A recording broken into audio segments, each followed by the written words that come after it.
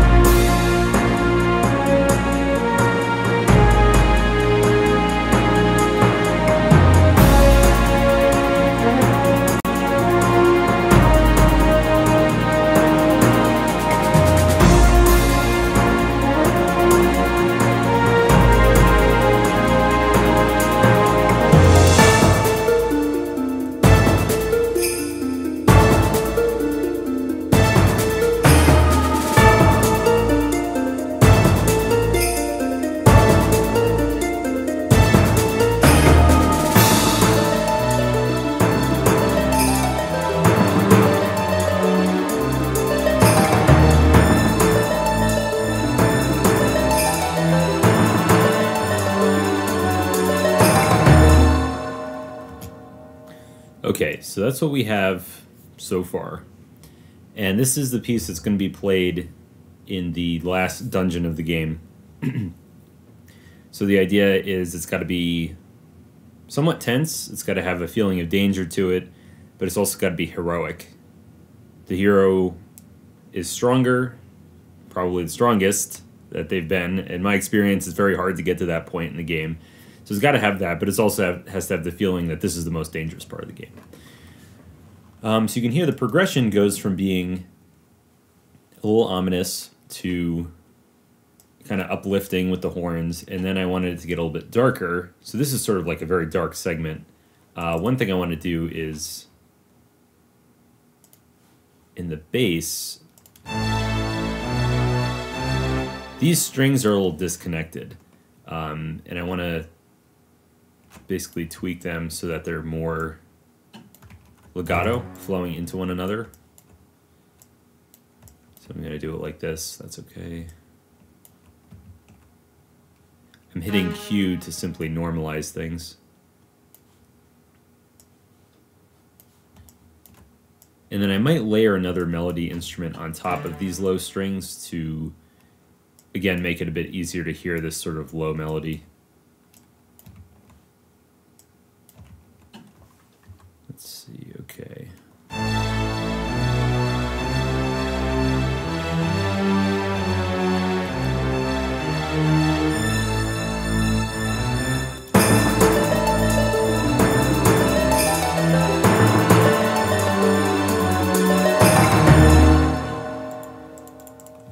Okay, so let me take this melody here, selecting everything, copying it.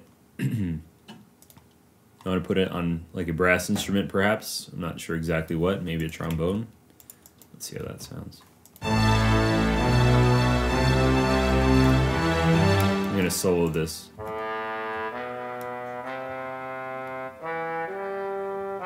Now again, you know, the sounds are supposed to be a little old school, not necessarily the most realistic sounds.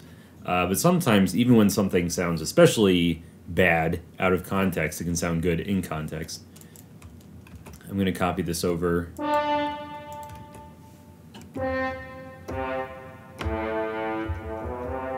Let's try layering it with this as well.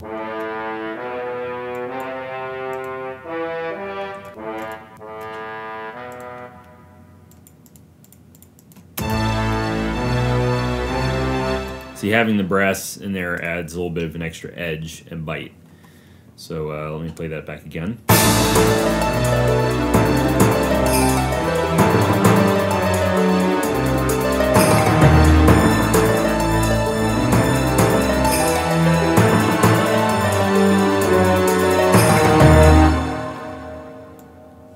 Adding even more French horns, and then I actually want to double it. This is like the impossible range. This is the Inception range, so to speak. But I think it'll sound cool in context.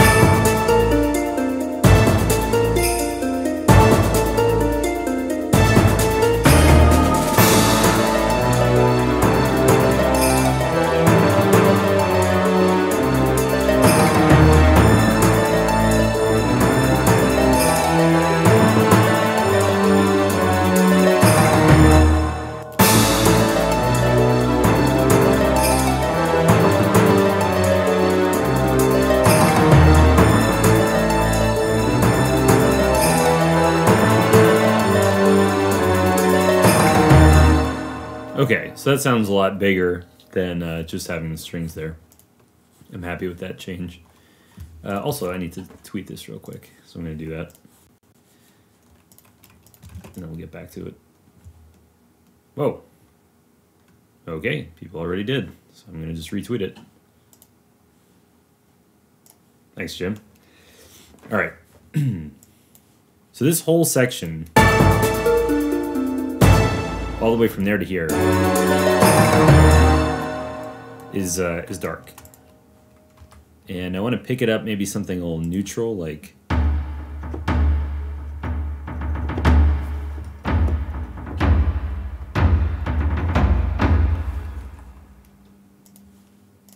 Let me think. I'm going to improvise a little bit.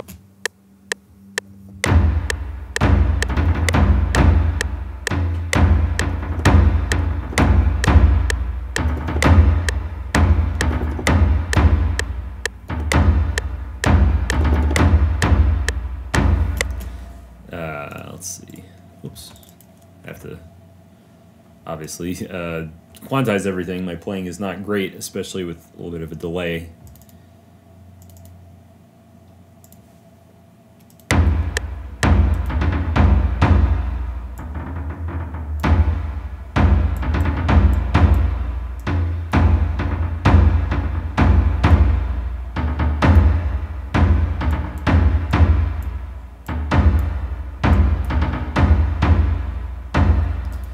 That's cool. That's kind of what I was thinking for this next part. You know, instead of having these big pads and slow parts, I want to have maybe like accents, and then bring a melody over it.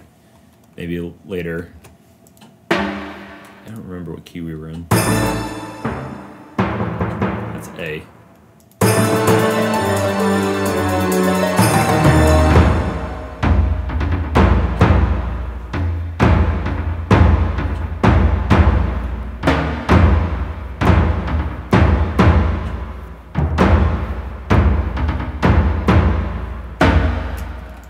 Right, so that's kind of just layering with what I did before.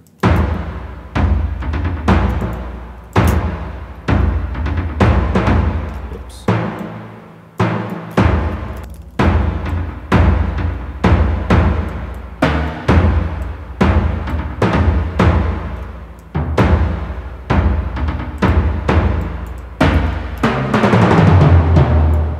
There we go. So let's see, the part before it was like...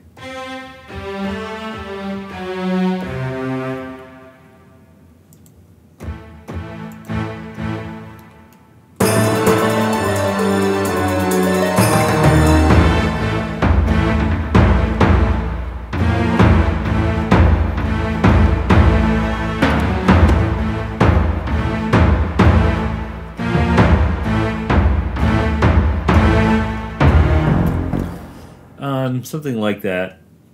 Maybe not exactly that. This is where improvisation comes in handy.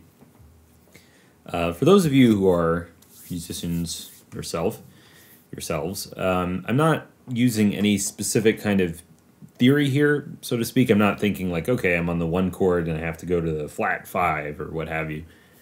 This is really more... I have a sense of these things when I play.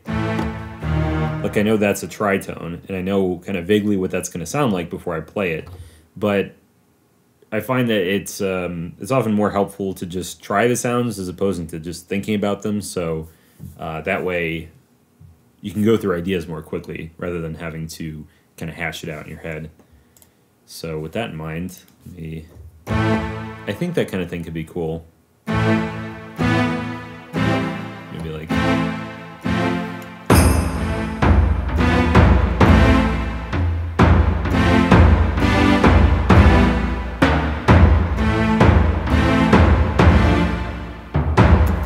wait, no.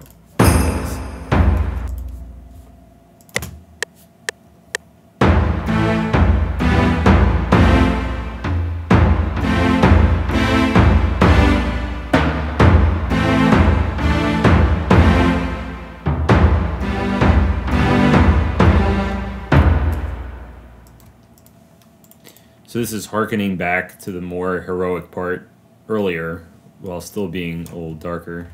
Of course, I played it somewhat poorly.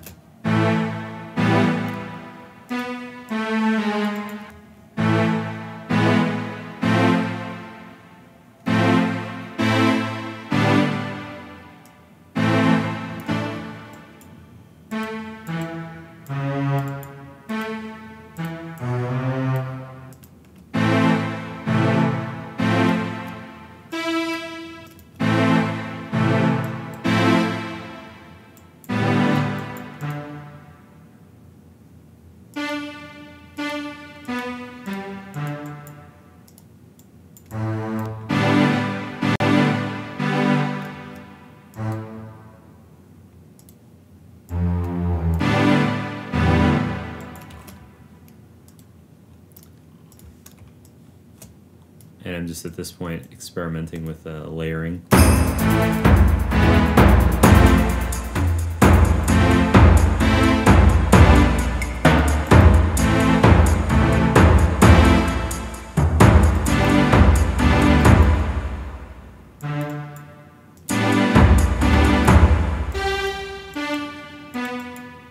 Maybe this.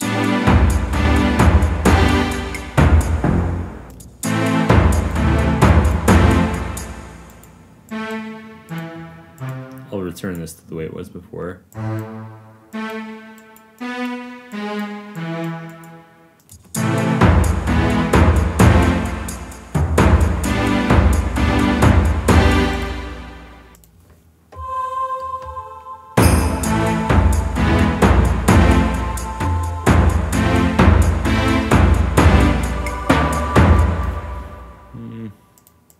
This is tricky.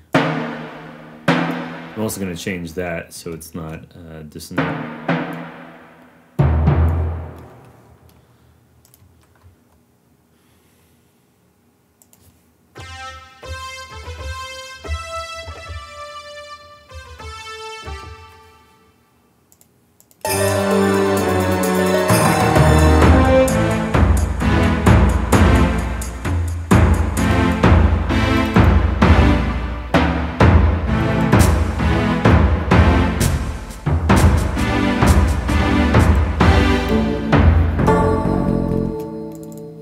So I have to think about, I don't want this to be repetitive with the previous part. It needs to, I want it to sound big and powerful.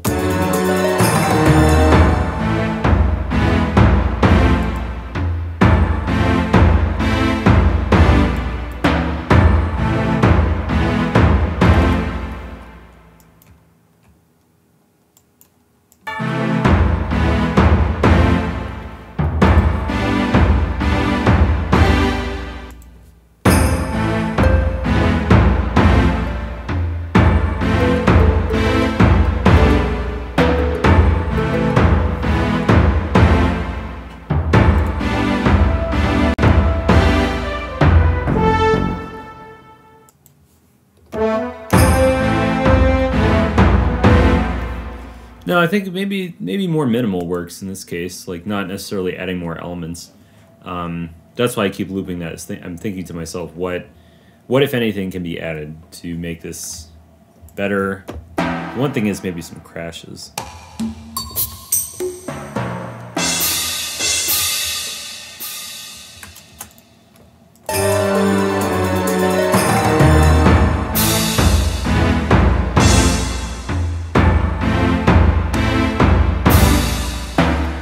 I need to pick different samples for this.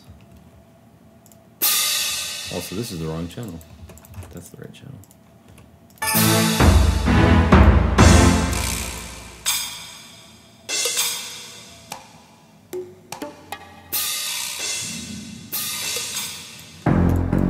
So it'd be like this.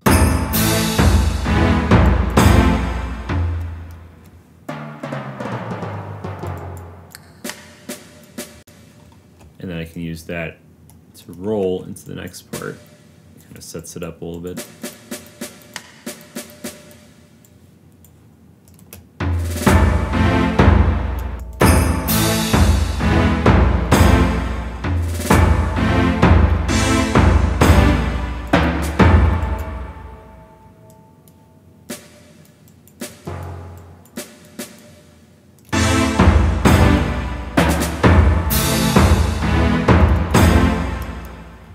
The second time I do want to add just something on top, like, not that. Not that.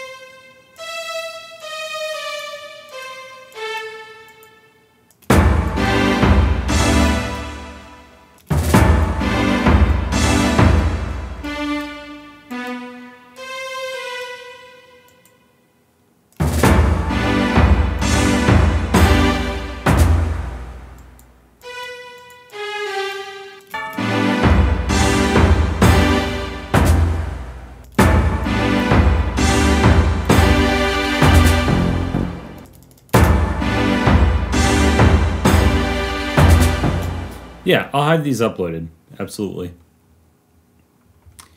What was I thinking? Okay, and yeah, cymbal roll here, and then you'll see this will be a reference to a previous theme.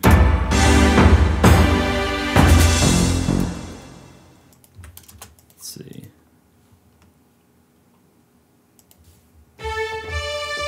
So we're on this, right?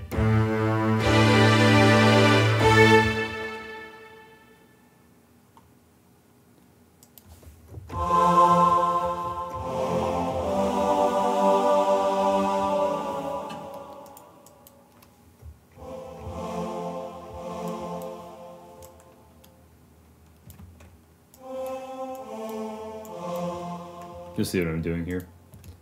Let's see. Not there. Okay. What I'm trying to do is actually bring back the Academy theme a little bit. So like...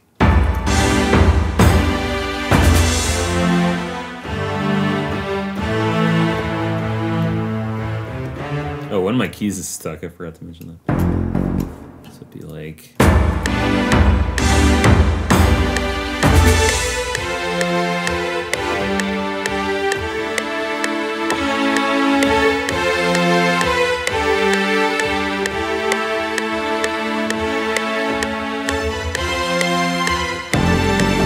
something like that, like a slower, instead of the really peppy version, maybe something like, yes, you have become a true Dungeonmans as you overcome these challenges.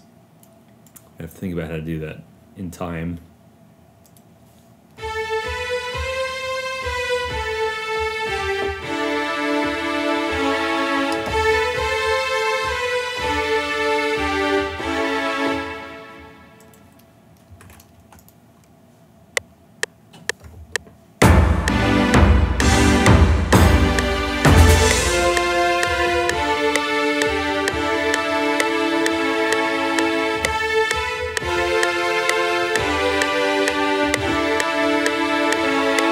The other problem is the time signature is different, so that's what I want there, but okay.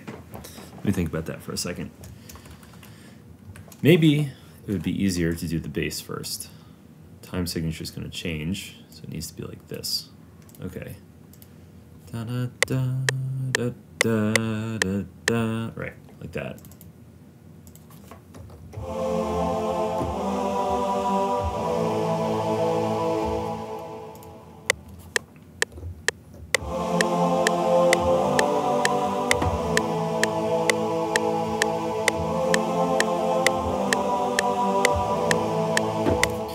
So I think that's the progression there. And quantize. We'll move that back into place, and then I'll build other elements around this.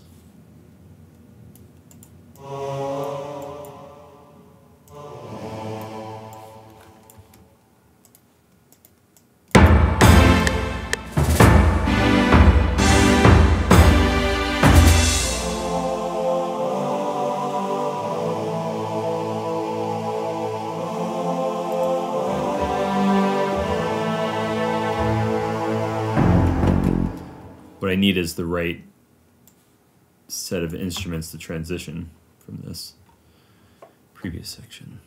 I don't know what this is. Oh, it's a dulcimer and a bass drum. I don't know why I had that there. Probably from a previous song.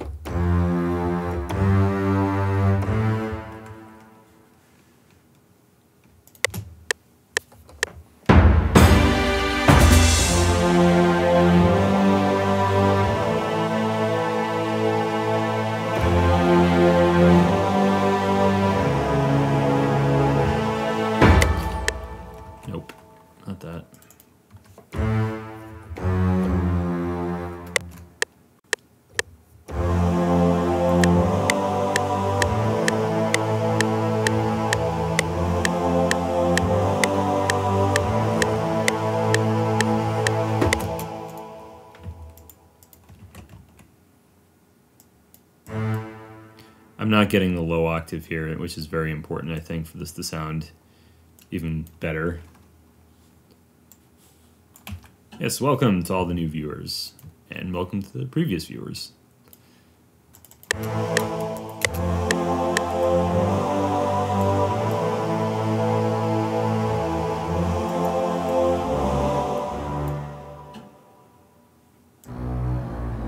There we go.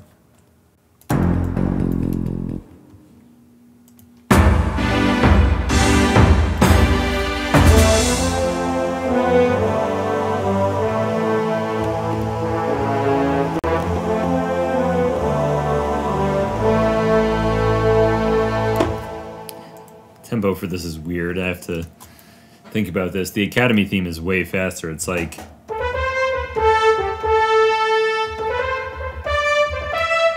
something like that.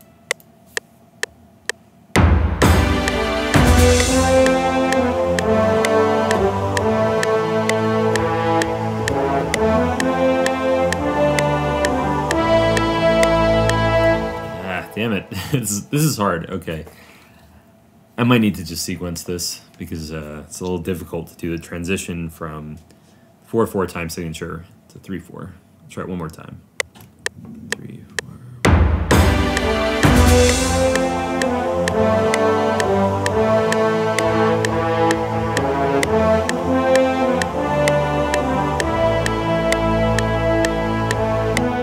Ah, close enough. Okay. I'll have to just fix this in post, so to speak.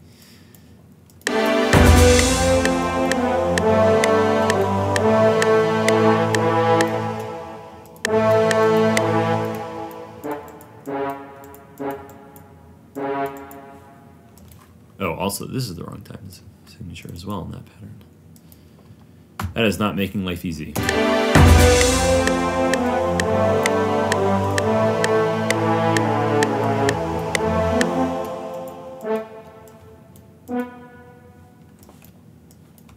Wait, something's off here. I don't know what.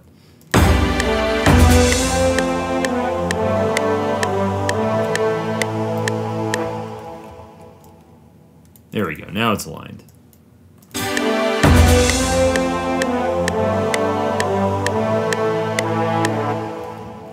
That should be like that.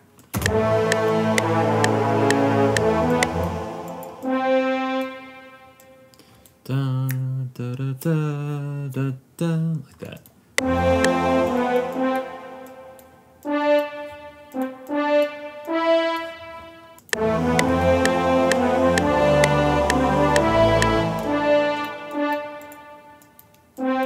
This is going to get smoothed out.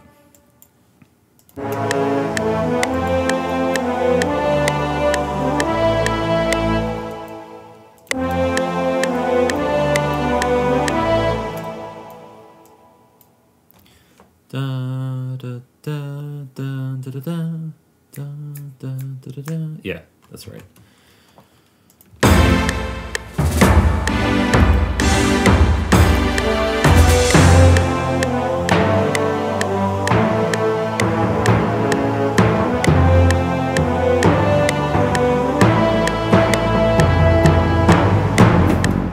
So that's what I want to go for. We're going to pick it up into something that flows back into some of the earlier stuff introduced in this theme. Hopefully tie it together.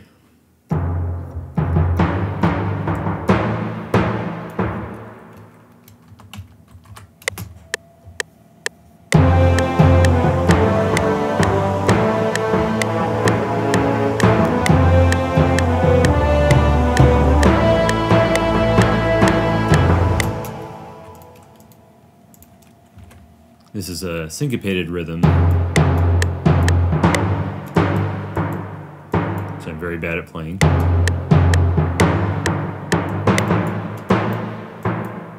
You can see I'm like perfectly one step off for most of this.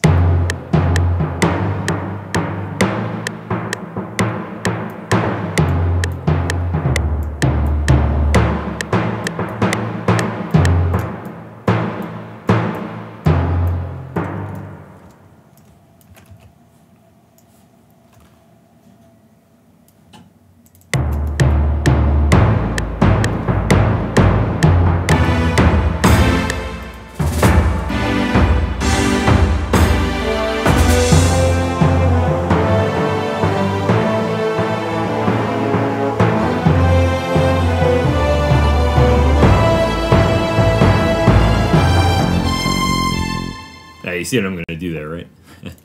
This should be fun. Okay. First I'm going to mirror this with the strings.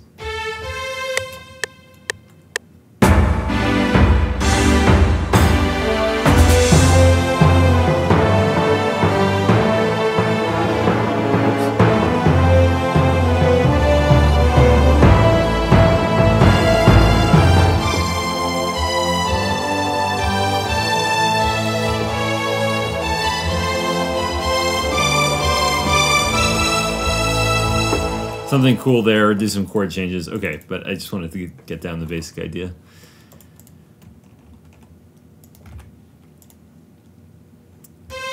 Pro tip: take piano lessons and practice even after you stop.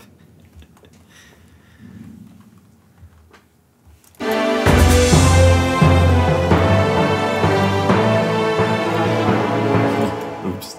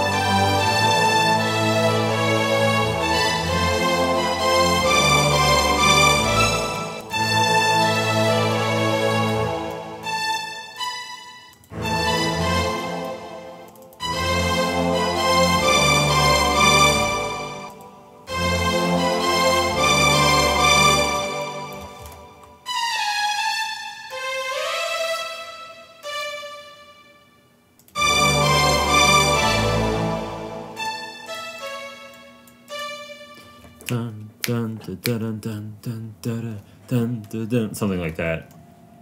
I just have to play it in. I can't sequence that fast.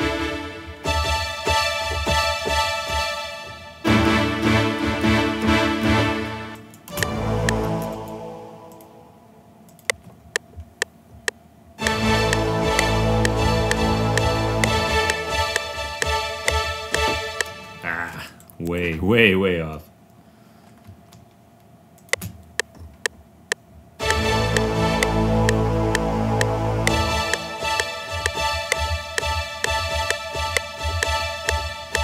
Okay, I got it close enough later on.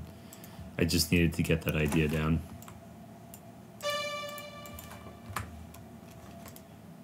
Let's hear this transition a bit further back.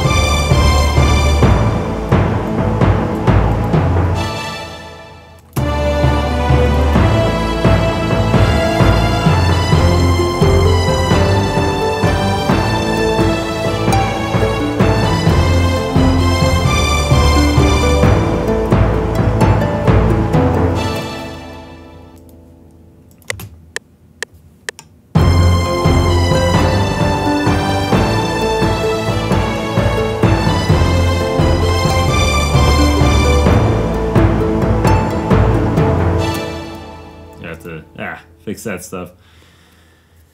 Okay. All right. So I'm feeling, I'm starting to get a good mental picture of how I want everything to progress, which makes things a little easier.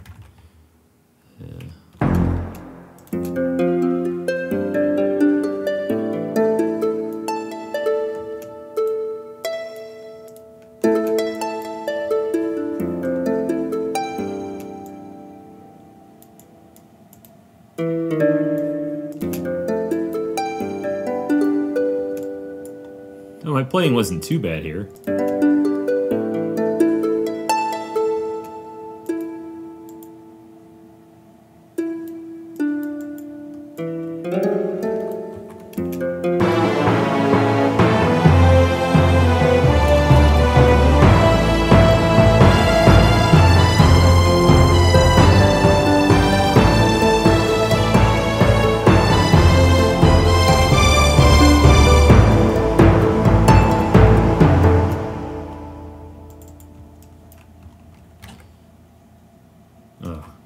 Those are way off. I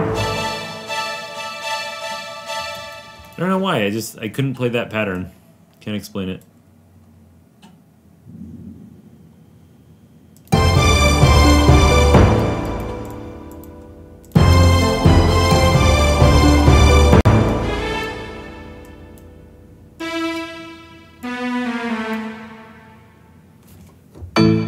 Oops. Need to be on the right instrument here. Okay.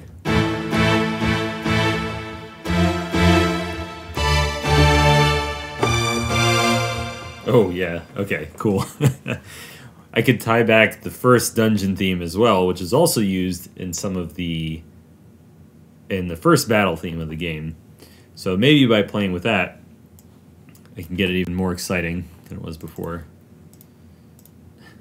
If I can remember the chord progression, it was like... Oh, right, it was like...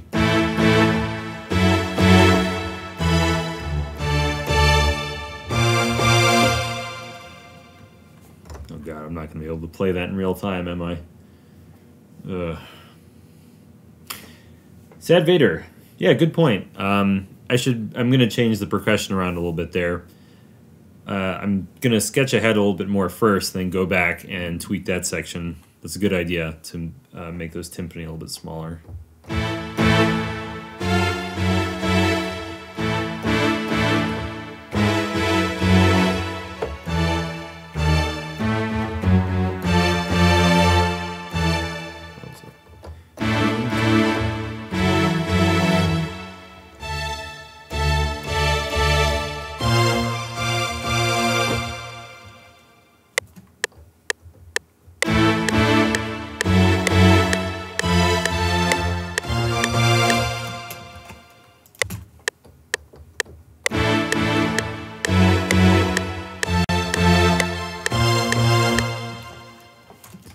Almost.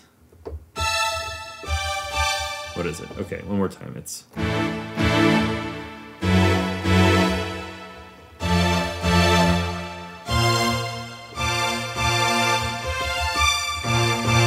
This is some Final Fantasy Tactics right here. Straight ripping off. Not exactly, but that is a big inspiration.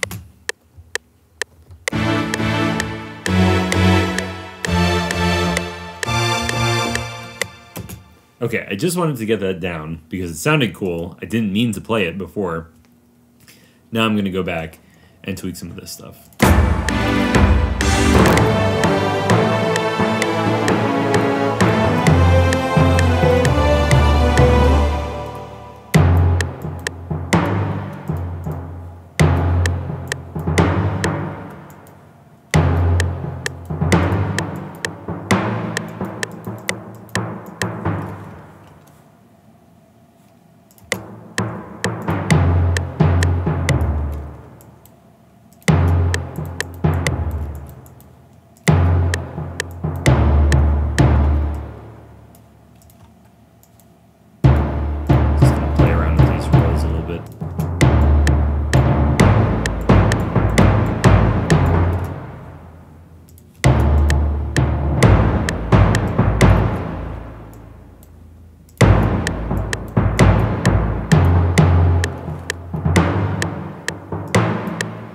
I'm probably going to add another instrumental layer here, though, just in general.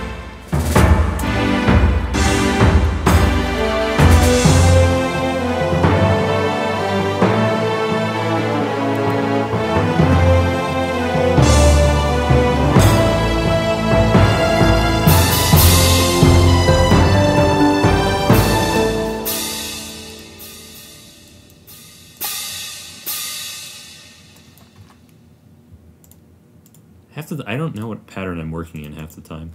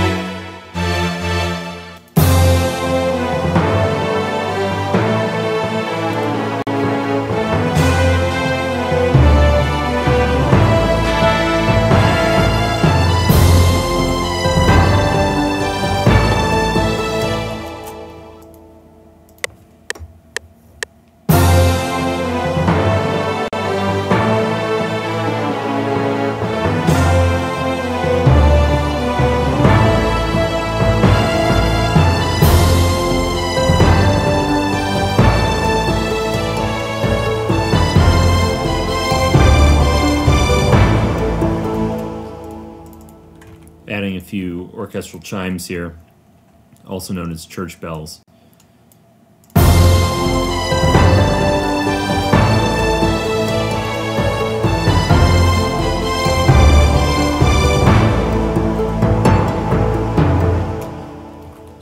So, okay, so by the way, if anybody hasn't caught up to where we are, this is for the final level of the game, and as it's going on, it needs to change in mood. So that's why there are ominous parts, there are dark parts. This particular part, it's uplifting, but it's not fast. You know, it should never be really fast unless it's a battle theme. That's my opinion.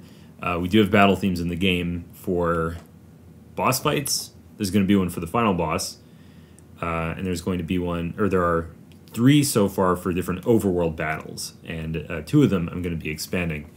But basically, what I need to do musically is differentiate between when you're fighting, a boss and there's like immediate danger at every step, to a time when, maybe you're pacing through this dungeon, but for all the game knows, you could be doing really well. So that's why the theme, it shouldn't be all dark, all tense all the time. It has to have those moments of lightness as well. That's my philosophy on it anyway. So let's see, what else?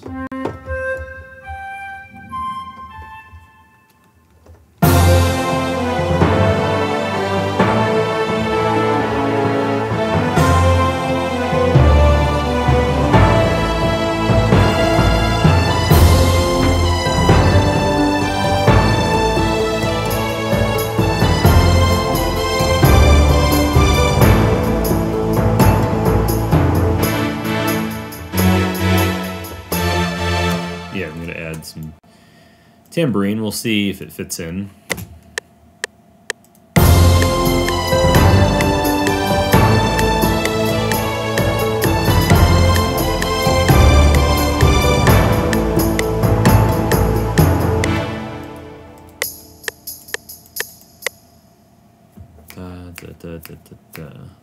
What is that?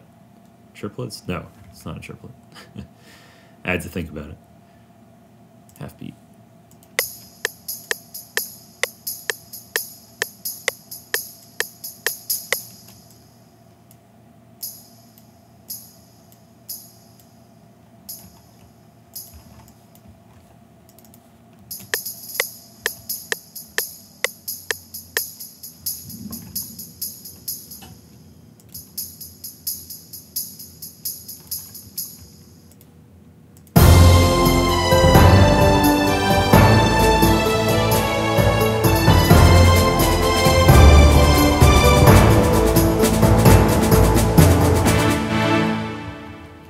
Does it need snare? Maybe not.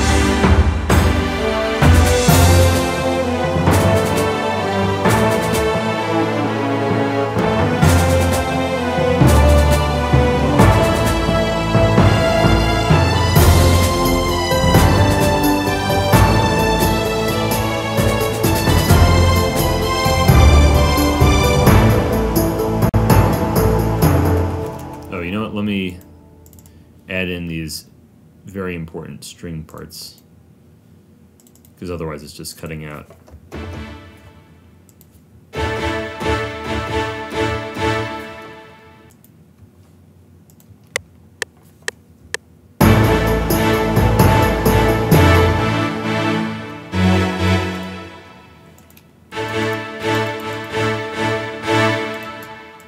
Ugh, such bad playing.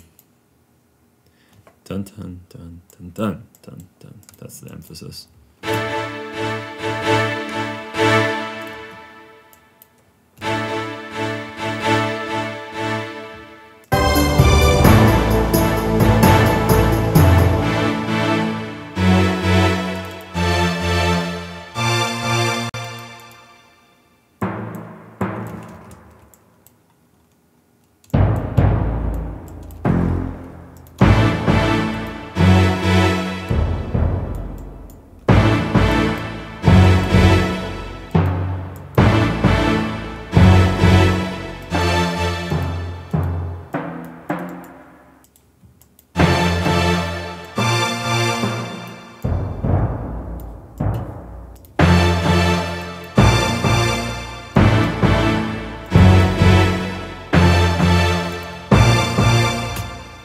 Let's see, repeat the melody of flute and a soft string ensemble, and the again complete melody. Majestic touch. Yeah, that could work.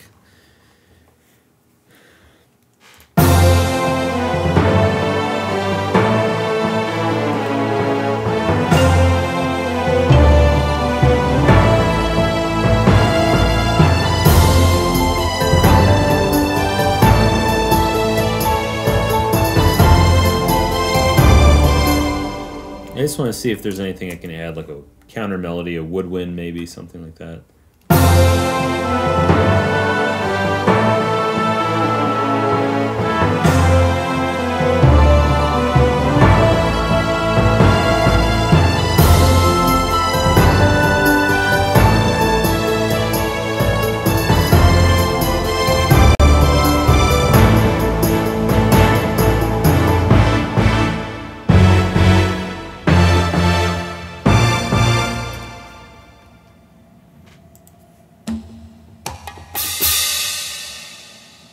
maybe not. Maybe just this first part, have it be just this.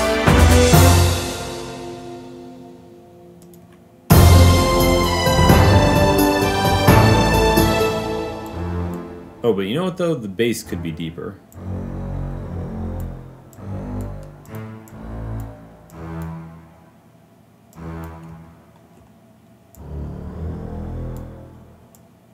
That's one key difference.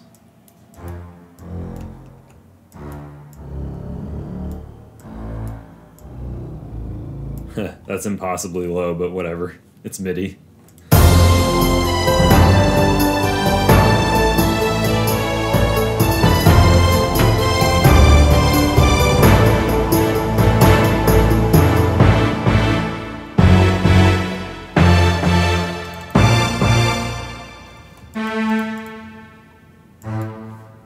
I just want to beef this up a little bit before I go back.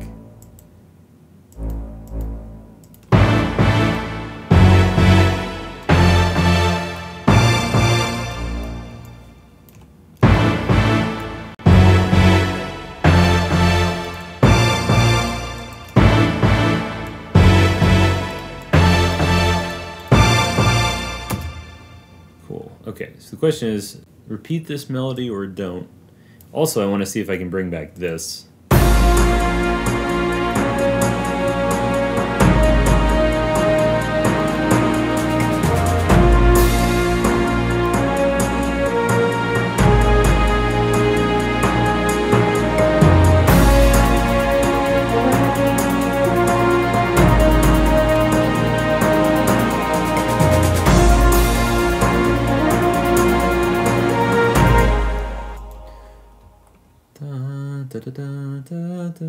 I have to remember what I actually wrote.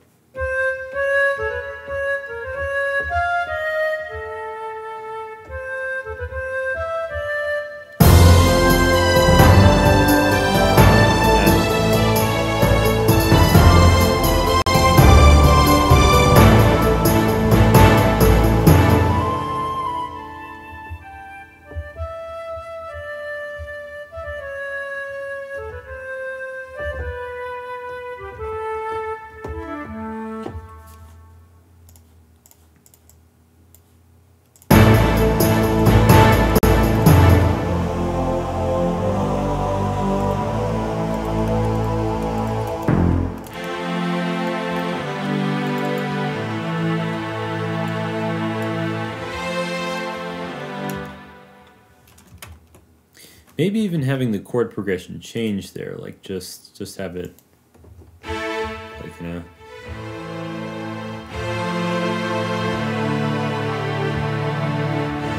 Ah, my D is stuck. Ah, no, stop. This keyboard is on its way out. For the curious, I use a Korg X50, which is a 61 key synthesizer. I love it. I've been using it since like 2006.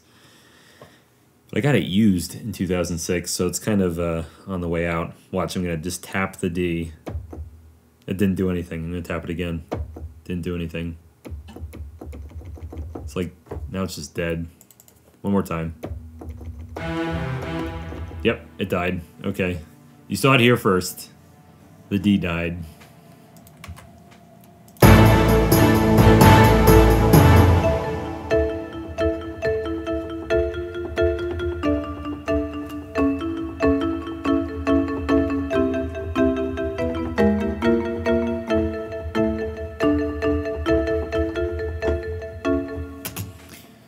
I want to use something more rhythmic at some point later. I'm not sure exactly where, but... So, we were ending with this part.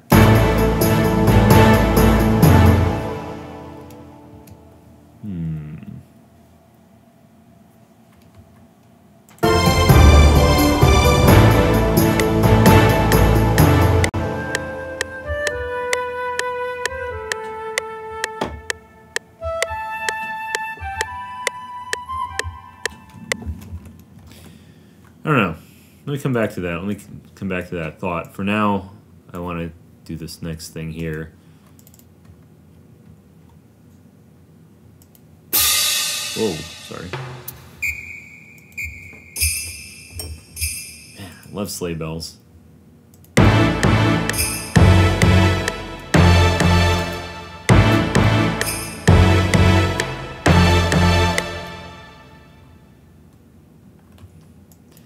For reference, let me get the what I wrote before.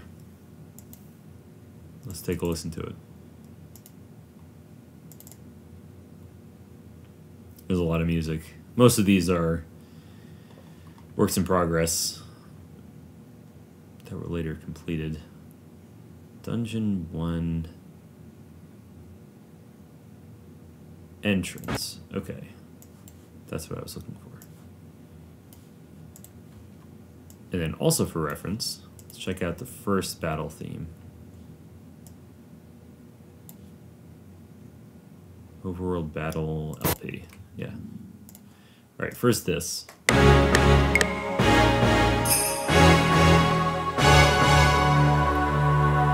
So that's what plays before you go into a dungeon. And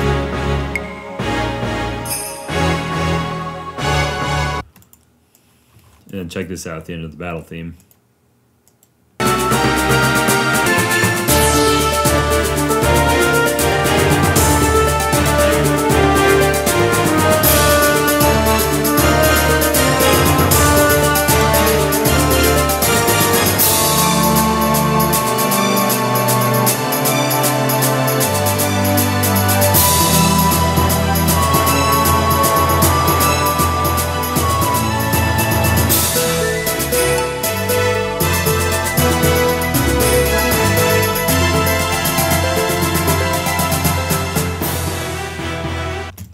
So I feel like that's a cool motif.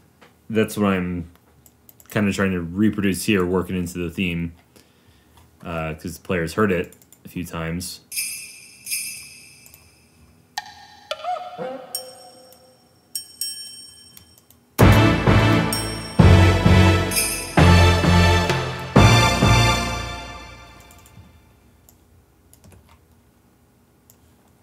I'm going to fade that out.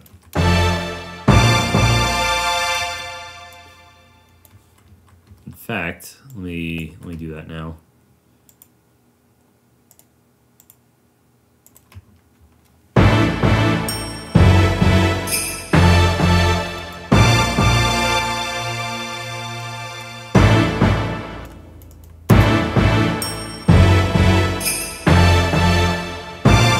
That goofy ass triangle. Let me do something better for that.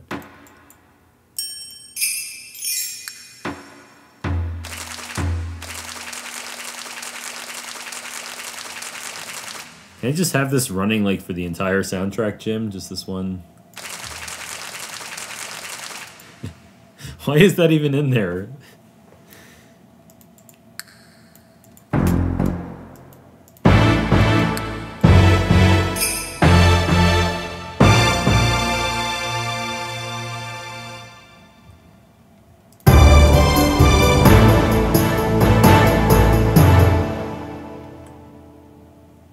Oh, right, now I need to change this timpani.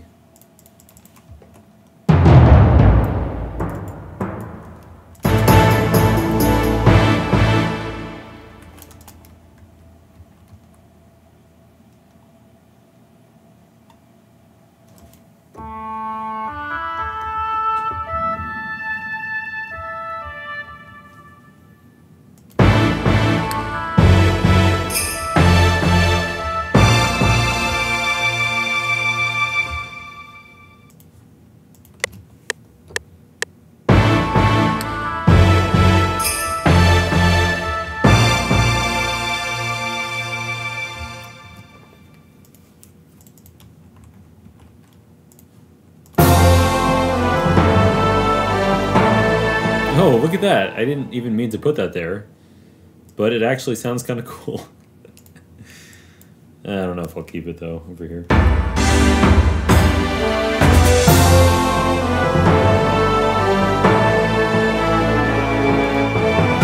Okay, yeah, not quite.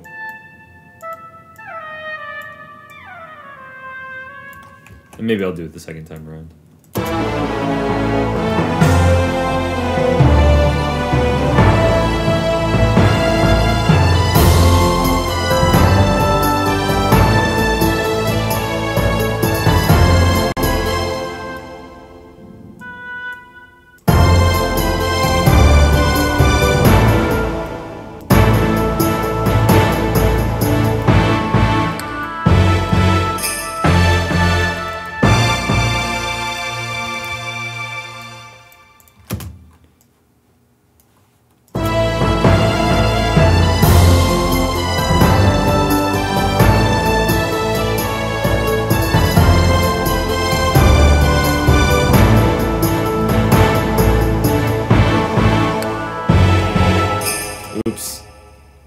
trying to layer this out with the right chords.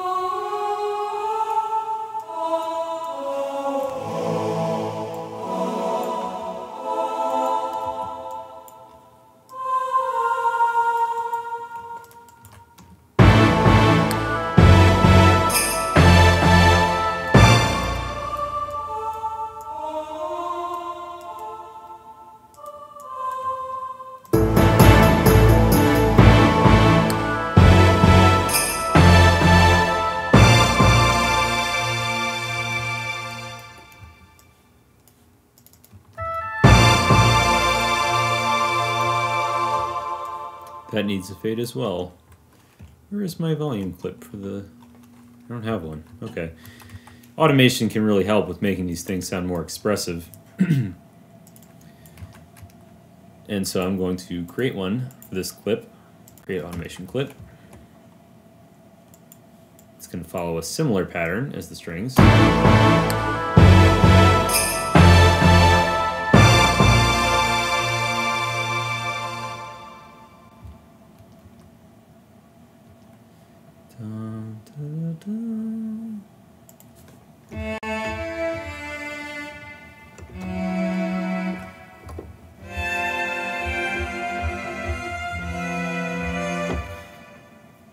Have I ever had the problem of white noise when I record? Well, I have white noise right now, as a matter of fact, because my microphone is about 3 feet away from me, on my desk, angled up, and there are like 3 vents in my room.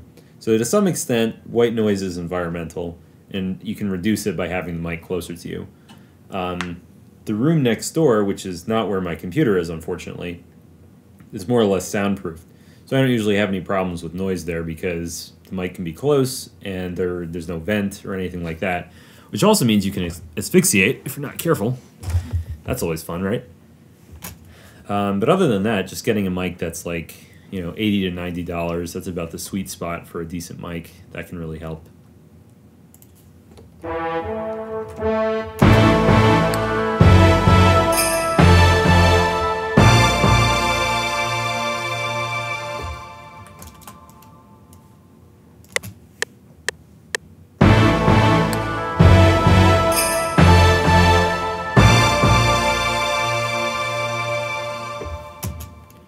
Just a little bit of extra layering.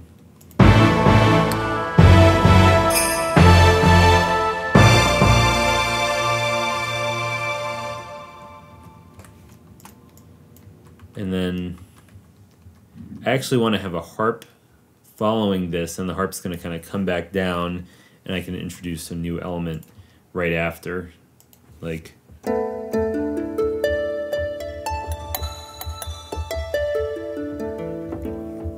Yeah, sorry for the mic is picking up me playing the keyboard. I tried to get around that by actually elevating the mic, but it's still in contact with my desk. What happened was my cats, one of my cats walks back and forth when she's hungry on my keyboards, and she knocked over one of the mics onto the floor, breaking my microphone stand, and then they broke the other backup stand, so I no longer have a mic stand.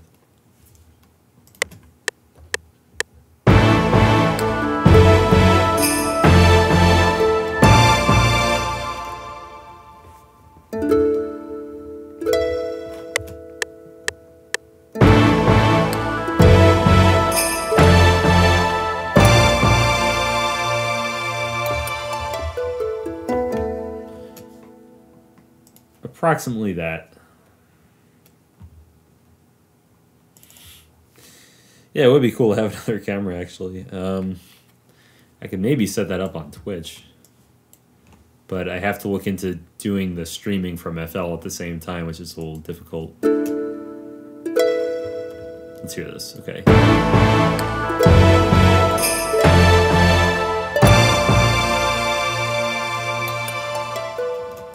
So it should be.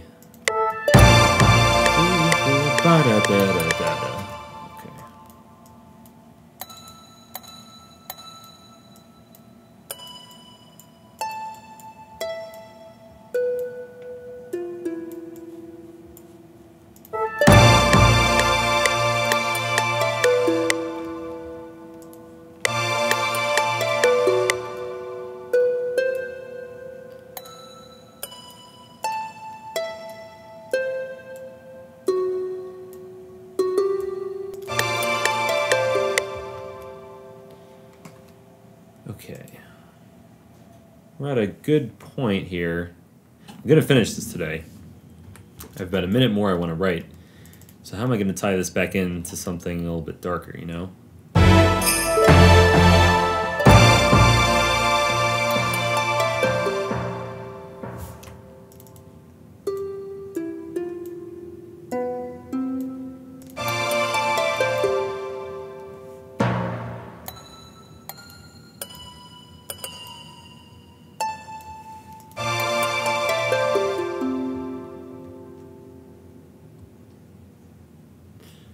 Oh, okay, so Lightning suggested making the highest harp note longer and then doing a faster downwards thing like... Why am I on the timpani? Here we go.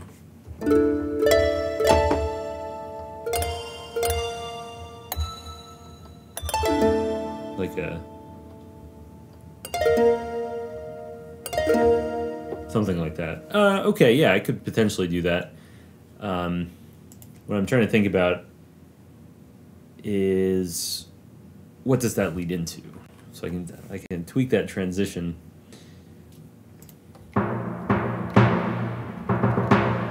This is A sharp.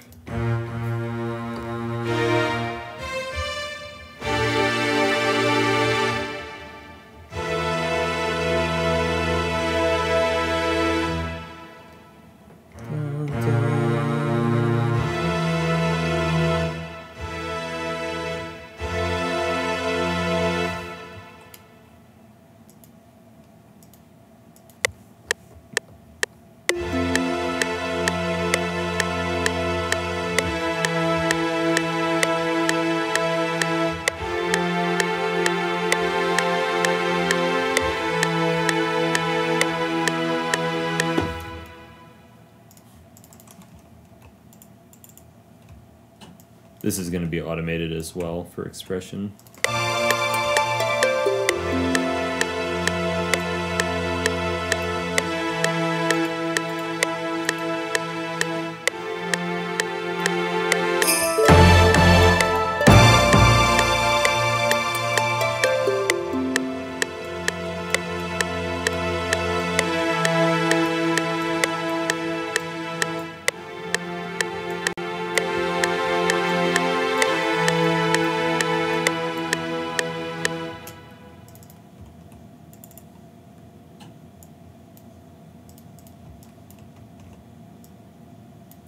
This will enable me to maybe bring back some of the more steady rhythmic elements that we had earlier in the track, like this. It's not going to be the right key, but...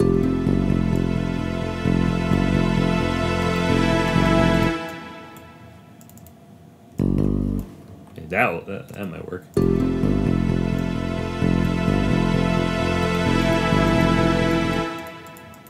Wrong key again.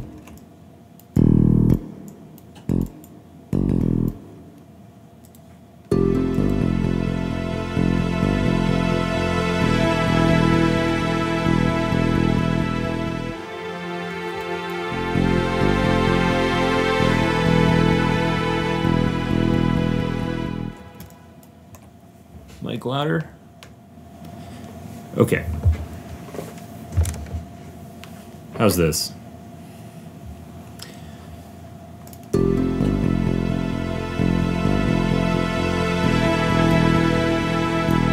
This is a good opportunity to bring back this material as well. I might fade it in.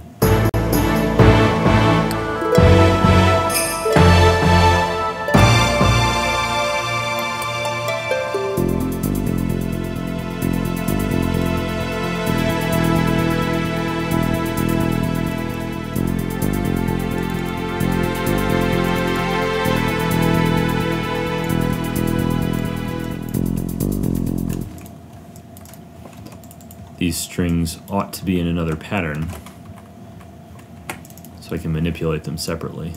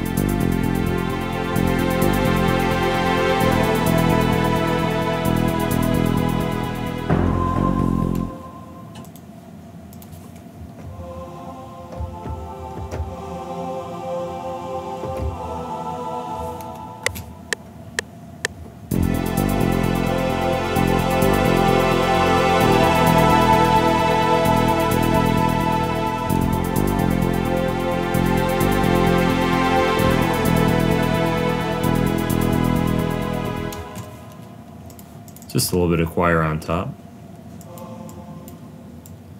By the way, it's really weird hearing myself. Not used to that. I'm monitoring the mic channel at the same time. That's the only way this can work. Okay.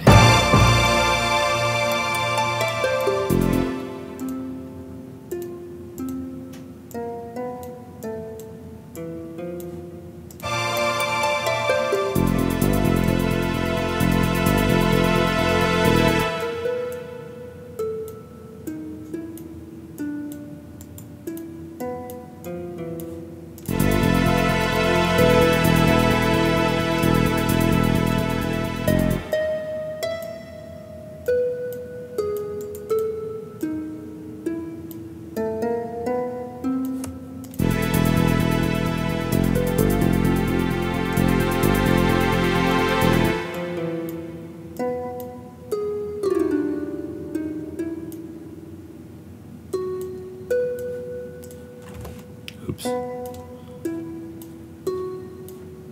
about that instead?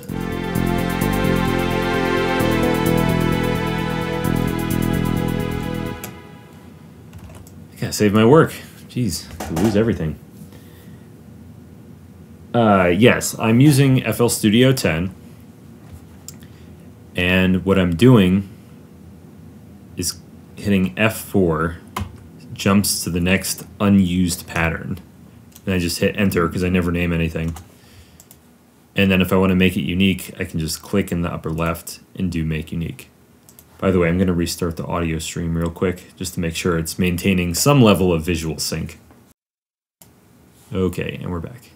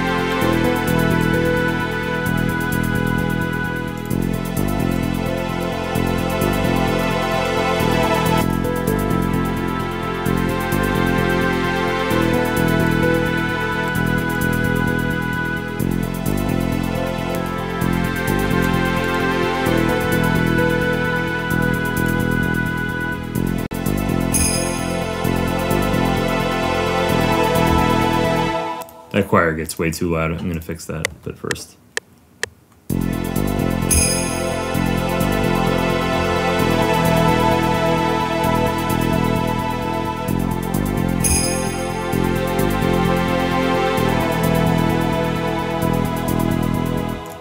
Gotta have my sleigh bell.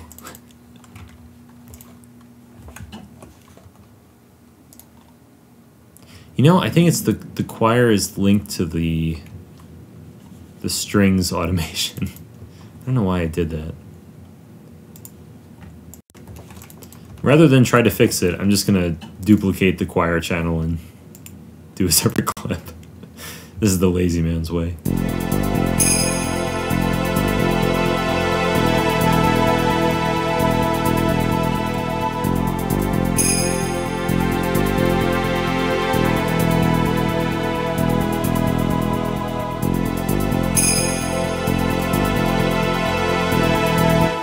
Hey, later, buddy.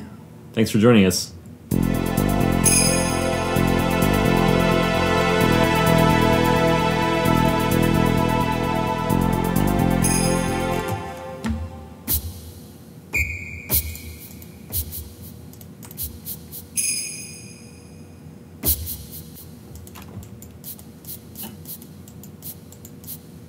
Some percussive accents.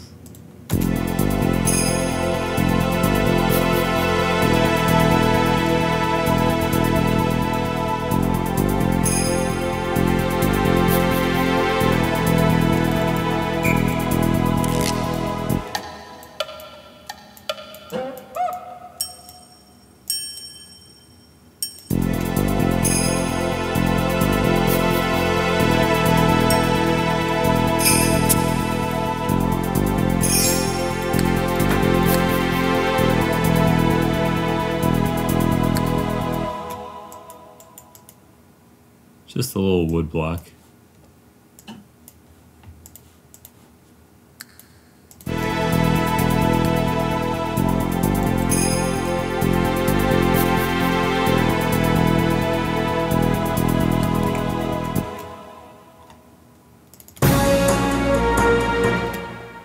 It's hard to believe this is the same piece, but it is.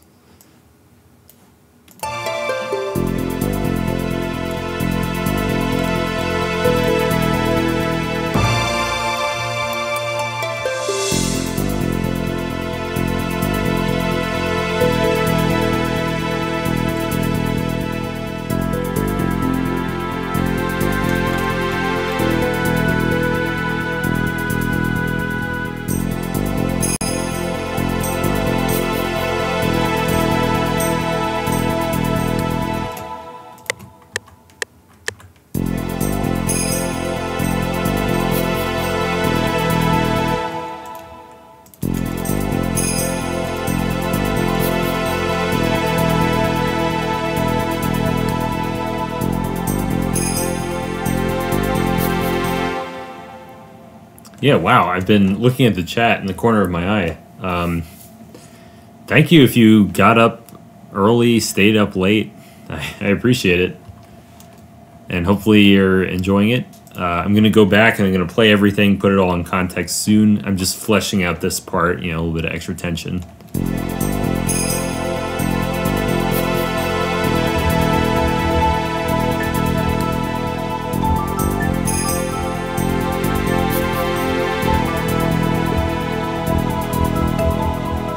Oops, this is like Chrono Trigger now. Well, there are worse things to be influenced by.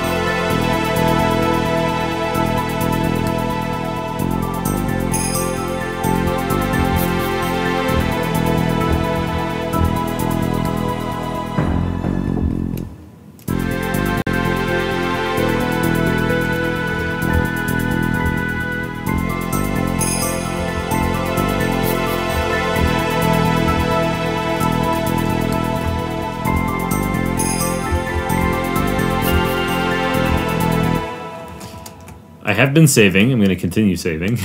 Good call.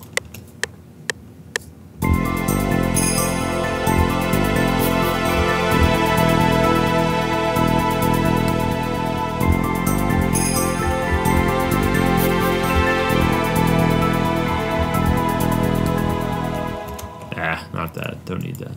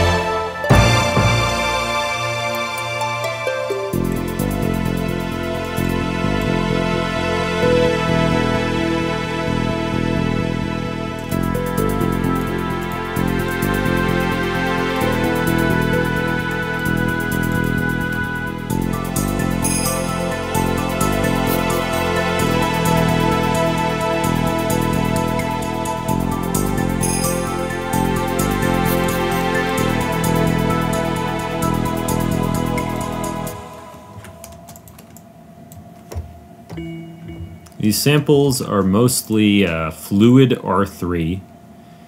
It's a sound font, SF2 file, as well as Cadenza.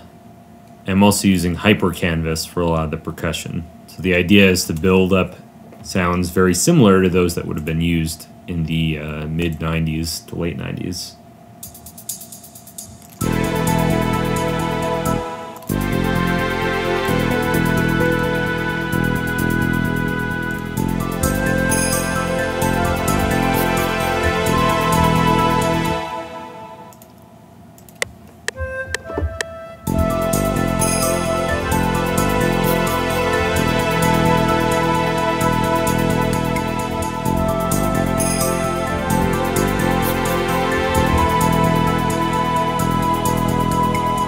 That's going to get automated.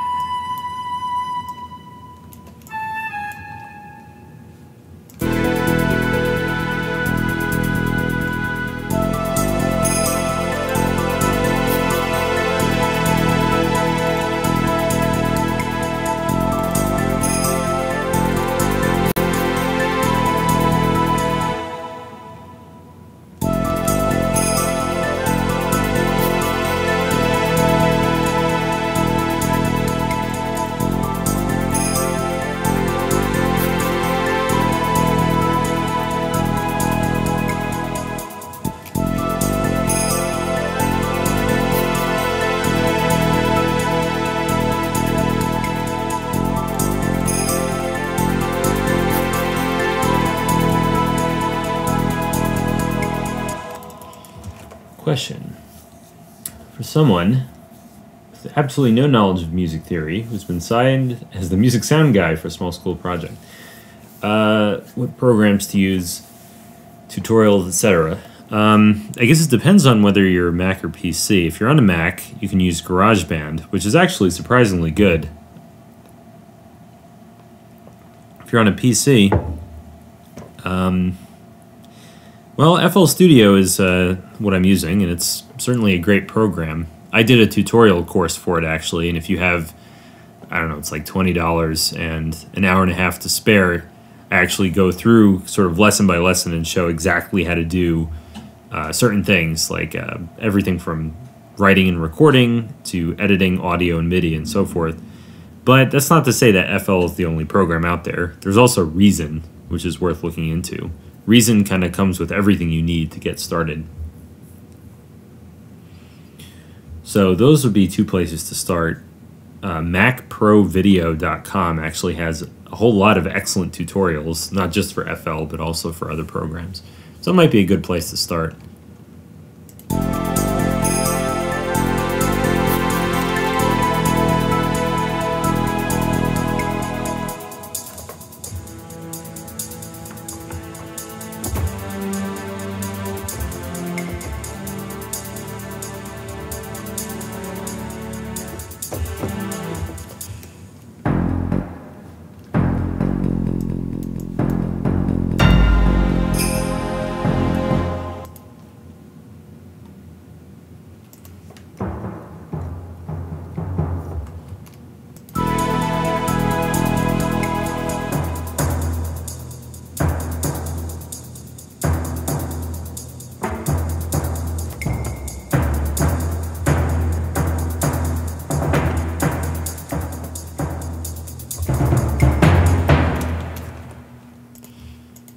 Sure, I want to get even a little darker here.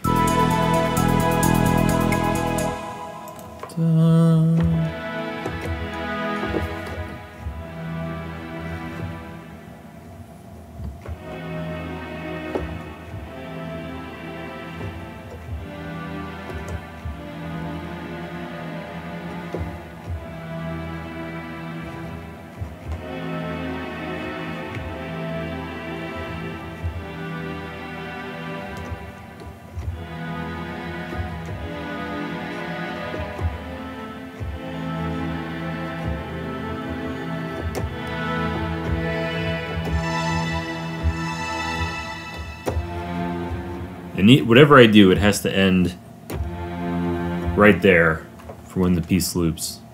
Also, yes, I should link my thing. 1 second. For Mac Pro Video FL Studio. 1 second. Here we go. This is my course, if you're interested.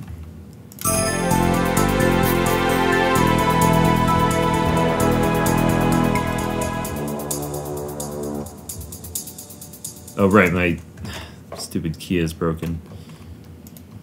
Da, da, da, da.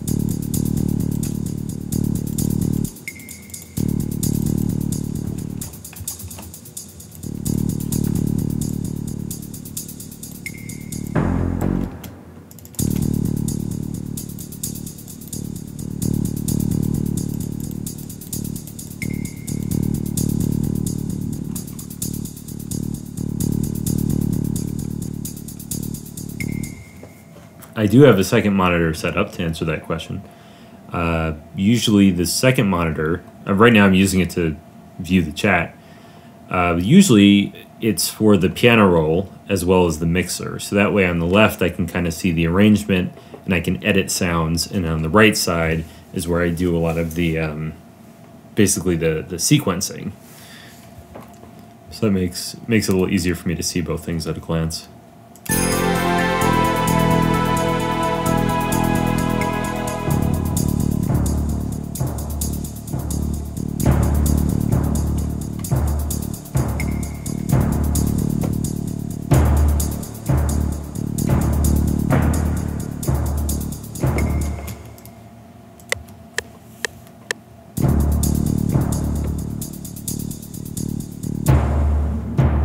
Oops, why did that stop recording? Oh, wrong pattern, that's why.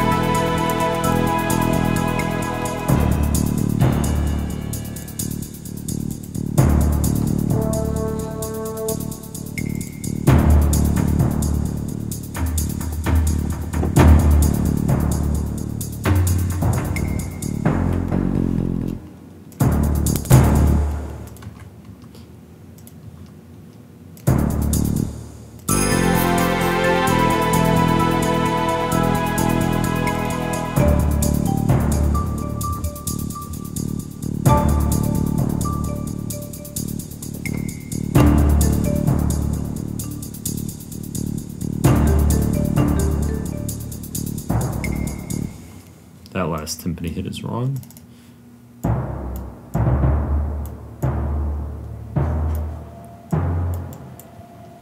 Okay, I think I know how I'm going to loop this.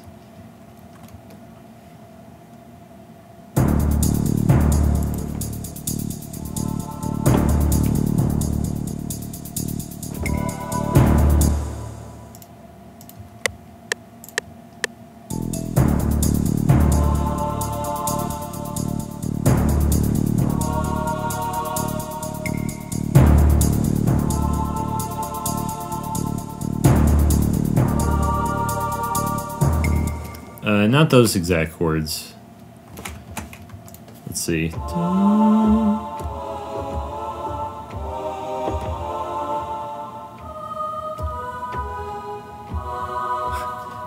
Little one-winged angel quote? Sure, why not?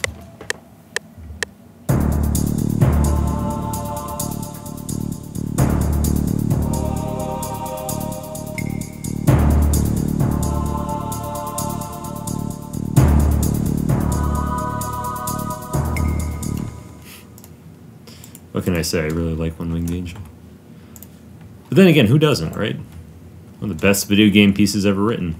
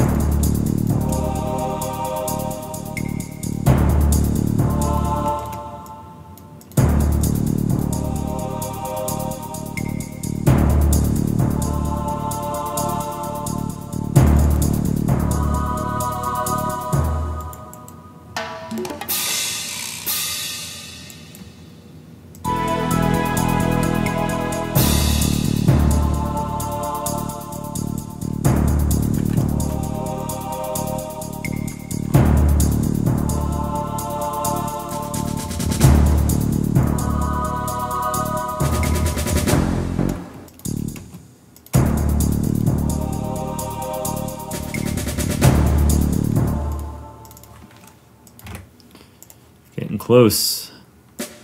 This is definitely going in the right direction.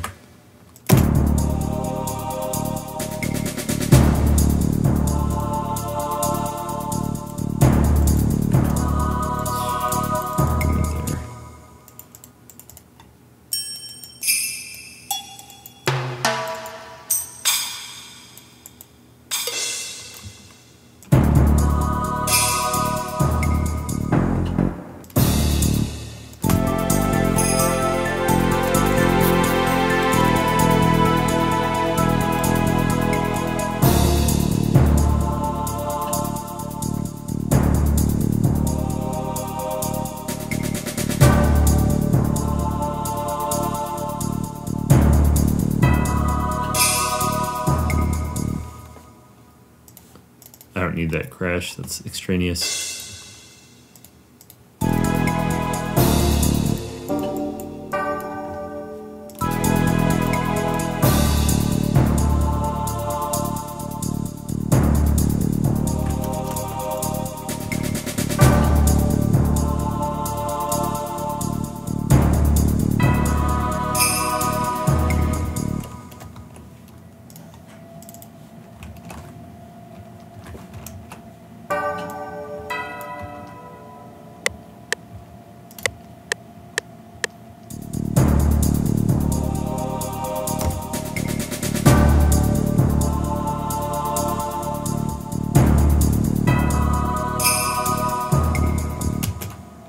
Why didn't that record anything?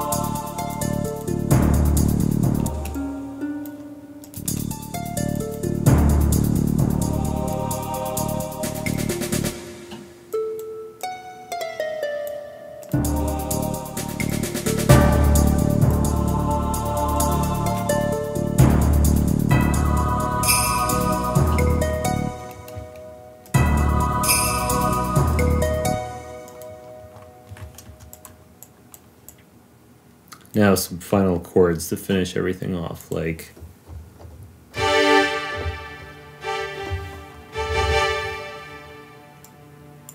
Stupid D, still broken.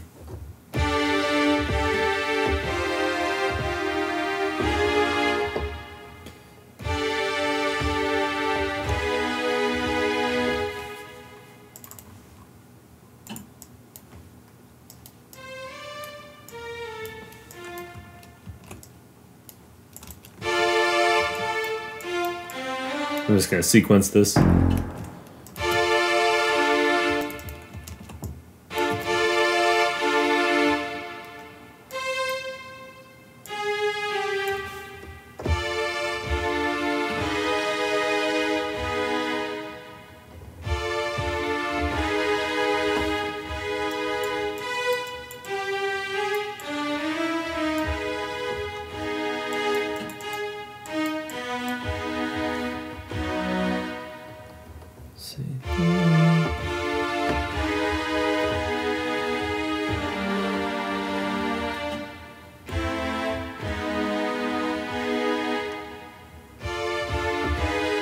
This is experimentation here.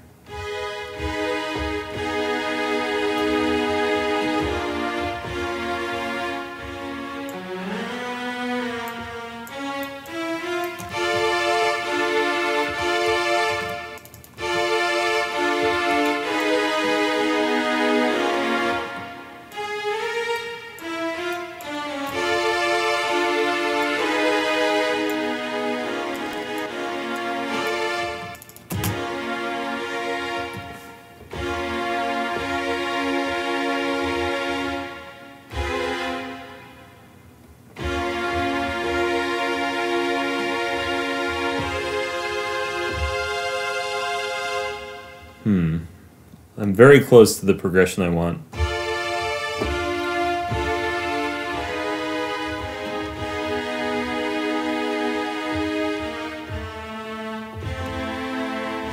Oh, actually, it's that.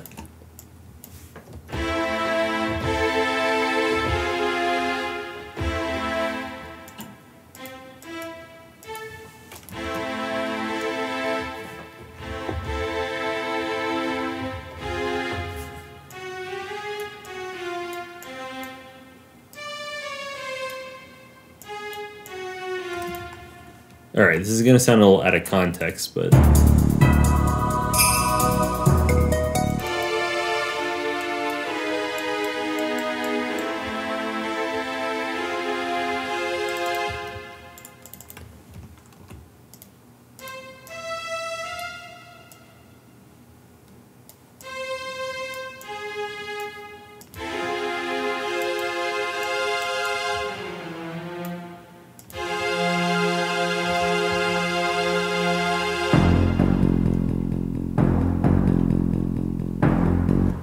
That's ultimately the goal here, that harmonic loop.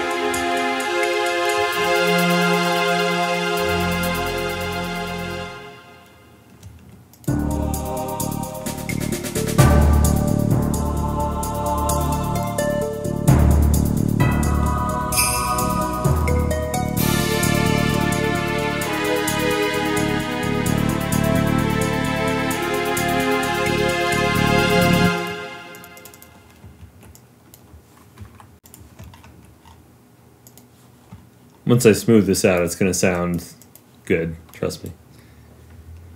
Okay.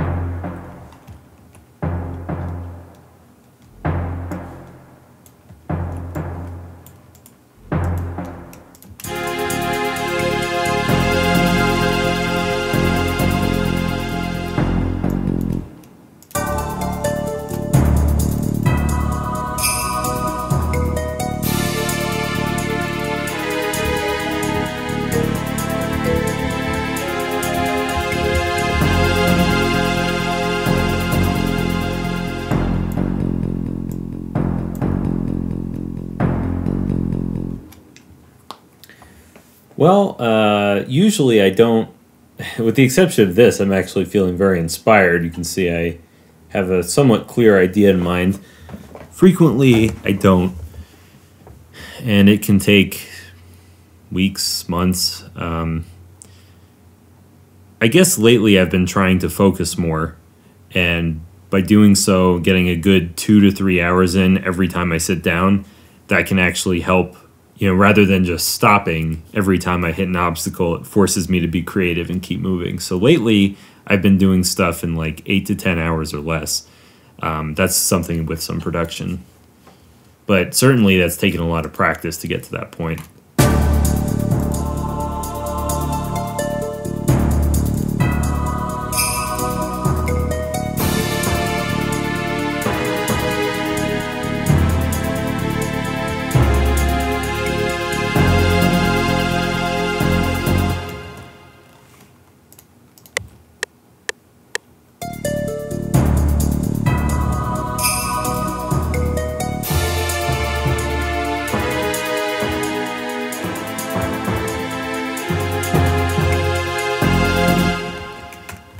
Nope, that sounds good.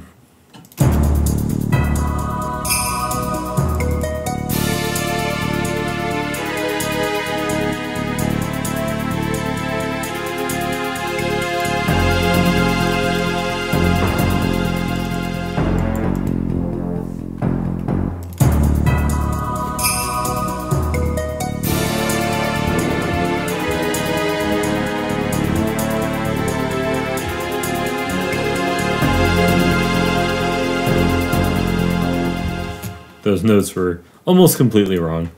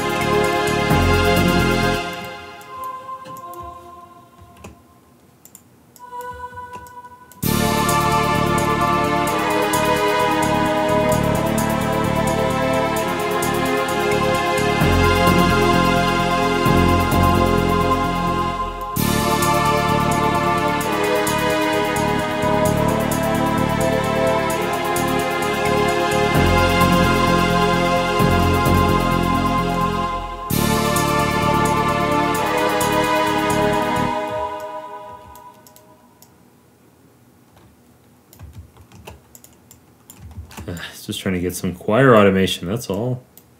Come on.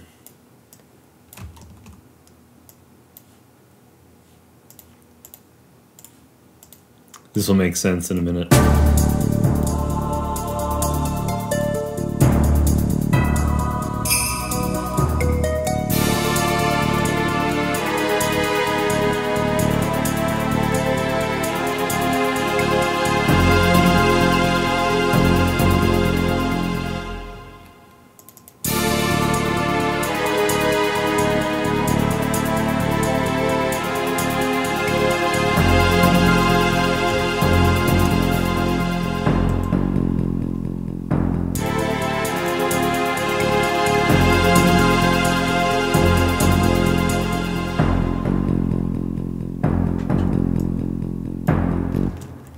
Cool. Okay, let's listen to this from the start. I think it's done.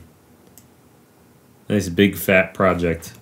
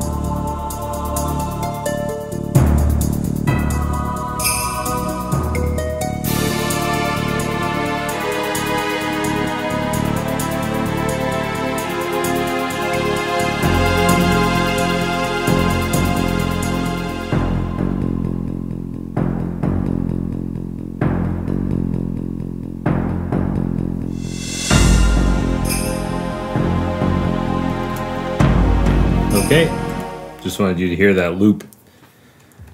So I think that's done or close to it. I might sleep on it, tweak some things here and there, you know, bounce it around a little bit, but overall I think it's done. Thank you for all the kind words. I was watching the chat as it was going by. I'm glad you like the horns and all that. Like Jim said, it's the final level. It's got to feel heroic. It's got to make you feel important. At the same time, it's got to be tense. It can't just be victorious. So that's what I was going for. So if you missed any part of this stream or the previous one, I have them, once I finish this, it's going to be saved on my computer as a video file. What I'll do is I'll put them both on my YouTube channel so you can watch them in full, and you can see literally how every single note was played from start to finish. And yeah, so I hope it was entertaining for everybody. With the music being done, presumably, if anybody has any other questions, I'm happy to answer them. Yeah, with regards to the samples, I will actually put that in the video description. I'll type it out so you can see it. Briefly, a lot of this stuff is free, believe it or not. I mean, these are not like $1,000 samples because it's supposed to sound old school. I mean, I could have used new samples, but I don't think it would have fit the game very well. That's something Jim and I talked about, like what time period we were going for with the samples. But believe it or not, you can use most of these even with no money at all.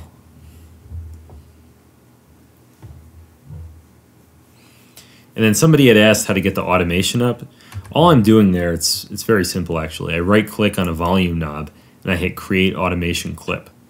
And I'm doing it for volume, but you could just as easily do it for pitch or panning or any number of things. Anything in FL Studio can be automated.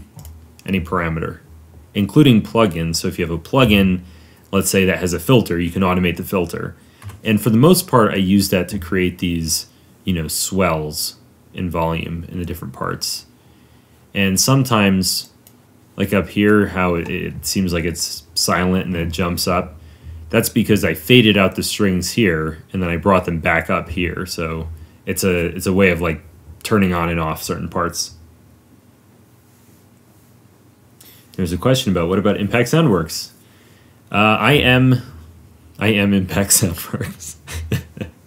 It's I founded it with my friend Will Roger, who I've known for a long time from the video game music community. He's also known as Bustatunes, or Lucas is what he goes by online.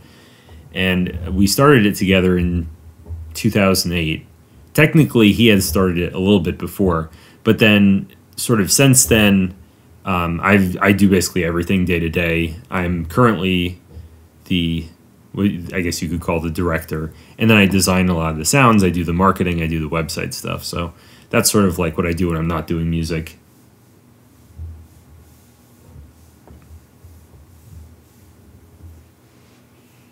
Yeah, thanks. Glad you enjoyed it. So somebody asked, it was Structures of Sound asking, which do I consider more difficult to compose? Orchestral type stuff or more big beat, dubstep, etc.? To me, yeah, the electronic stuff is actually much harder, in my opinion. The reason that it's harder is because, well, in particular with this game, Dungeonmans, the samples I'm using, I have to make choices. You saw me, obviously I switch back and forth between different instruments. If I look at my palette here, I have different string patches, harps, timpani, I have brass, winds, and then of course a bunch of percussion. But I don't have to do any additional sort of production to make it sound the way I want it to sound. And in fact, if you look, I hit F9 here to pull up the mixer. I have some EQs, I have some reverb, that's it. With electronic stuff, I could have, 5 mixer tracks for nothing but drums. And there's so much time that goes into sound design and production that, if I spent 2 hours on an electronic track, I might get like 15 seconds done, depending on the track. So in many ways, it's a lot harder. Also, there's less freedom, I think, to do all sorts of interesting melodic ideas. You can't get too crazy with that stuff because you have this driving dance beat and you can't compete with it too much. Although I do try. I mean, that was kind of the idea of my Identity Sequence album. Let's see. The workload of Impact Soundworks compared to composition like this, I actually spend probably 80% to 90% of my time like relative to composition on the Impact Soundworks stuff, just because, well, I guess it depends. When I'm working on something like this, of course, I'm spending 0 time on Impact Soundworks. but that in many ways is my main source of income because it's just constant. Like I don't have to wait until I get a gig writing music or wait until I have inspiration to write an album. So, you know, I put time into making the website better, into coming up with new sounds, doing the programming for the sounds. But that sort of supports projects like this, where it's really, this kind of project is really fun. You know, I'm not like an in-house composer. I don't want to be an in-house composer for like Electronic Arts or something like that. I prefer doing smaller indie projects where there's more creative freedom. So that's basically how I have it set up. And then the refill pack that we have on sale right now. We're going to do something next month in December for Contact. It's not going to be the same exact sale. It'll probably be some kind of bundle or a pretty good discount, but I can't say exactly what yet.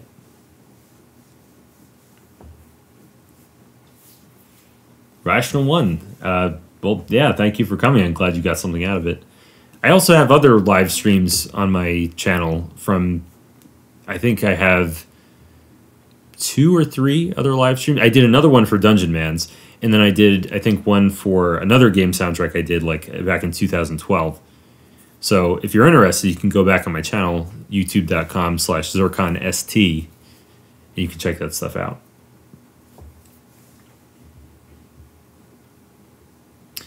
Silent Edge asks, is it still possible to make a living by composing music? Only composing music? Yeah, absolutely. The thing is, if I did nothing but music, if I, you know, wrote albums and wrote game soundtracks and so forth, I could definitely make a living that way. The difference is I would have to take every project, unless I, you know, got to the point of being like Hans Zimmer or somebody like that.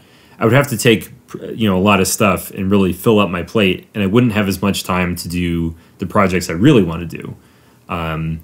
So it's definitely possible, but I prefer to have it set up where I have a little bit of a constant income that's related to music, so that's Impact Soundworks.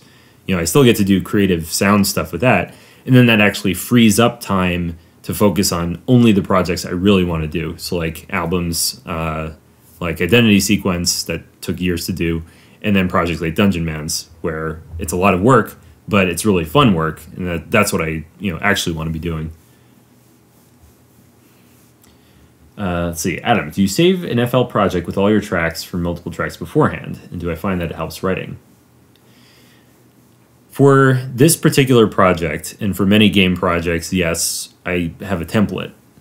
So this, what I'll be doing when I go to the next track is I'll basically save this as like Dungeonmans template 2, and I'll load it up again, and I'll just delete the notes. So I'll have everything more or less where I want it. I don't usually do that for electronic tracks because the sounds I use could be very different. You know, it could be anything from, you know, if it's a big beat track, it's going to have a different setup than like drum and bass, perhaps. So templates, like all-purpose templates, they can work, but I find it's a little bit more helpful if you have maybe a few different tailored ones. So like I have this Dungeonmans one, and I actually do have one for a certain kind of like big beat. So I have a bunch of synths I frequently use for that, but I don't use it for everything. Yes, Coriander, thank you. I'm glad you enjoyed that album. I will have an EP of some kind. I've already done a few tracks, Augment and Across the Ocean. That EP will be out sometime in the next 2 or 3 months. It's just going to have like another couple tracks on it when I'm not working on other stuff. And I do have a lot of stuff that I'm working on. So the recommended free libraries, I'm going to type them out here, and then I'm going to put them in the YouTube description when the videos go up.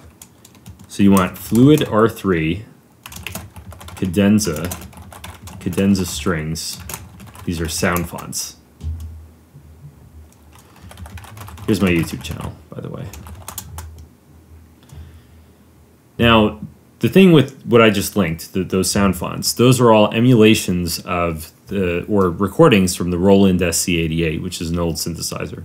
I also have a plugin called HyperCanvas. Unfortunately, you can't get it anymore, but this has many of the other sounds from the SC88. So I use a combination of these things.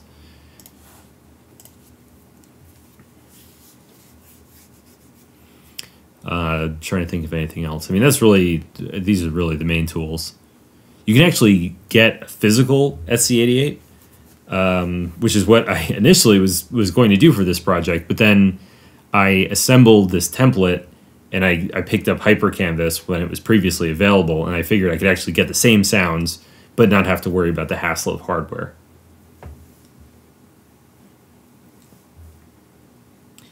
Larks asks, how did I compose the tracks for Soulcalibur 5? Pretty much the same exact way that you just saw me work here. The difference is, for Soulcalibur 5, like, there were two differences. One was that I was using higher quality sounds, so I had to put more time into making the notes sound like realistic, because it was supposed to sound as close to real orchestra as possible.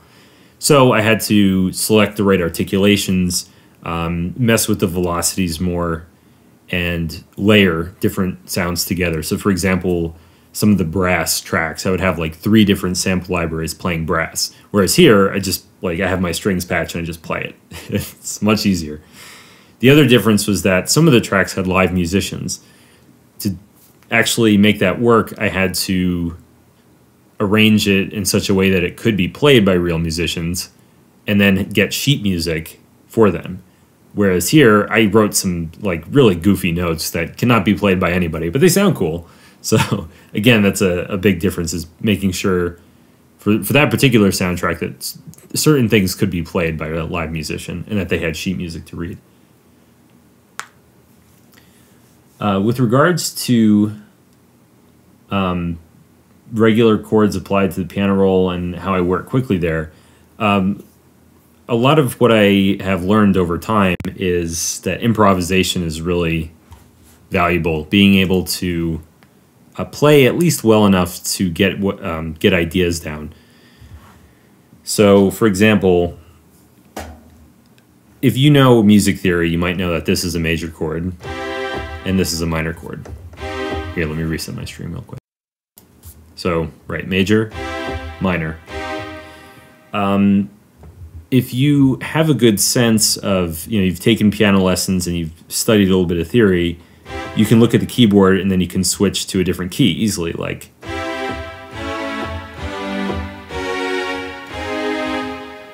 Being able to jump around like that can, just by itself, lead to different ideas.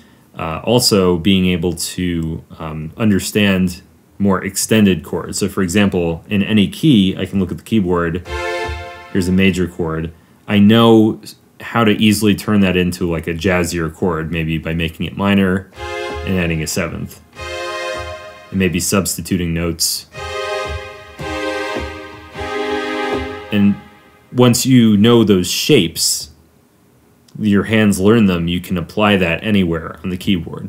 So it's a combination for me of knowing what sounds good and then also being able to play it really quickly sort of anywhere on the keyboard. But it's taken a lot of time, and honestly there are people way, way better than me at this. So take what I'm saying with a grain of salt. But having taken, in particular, I took a jazz theory class in college and I played in a jazz ensemble. That actually really helped my ability to improvise like this.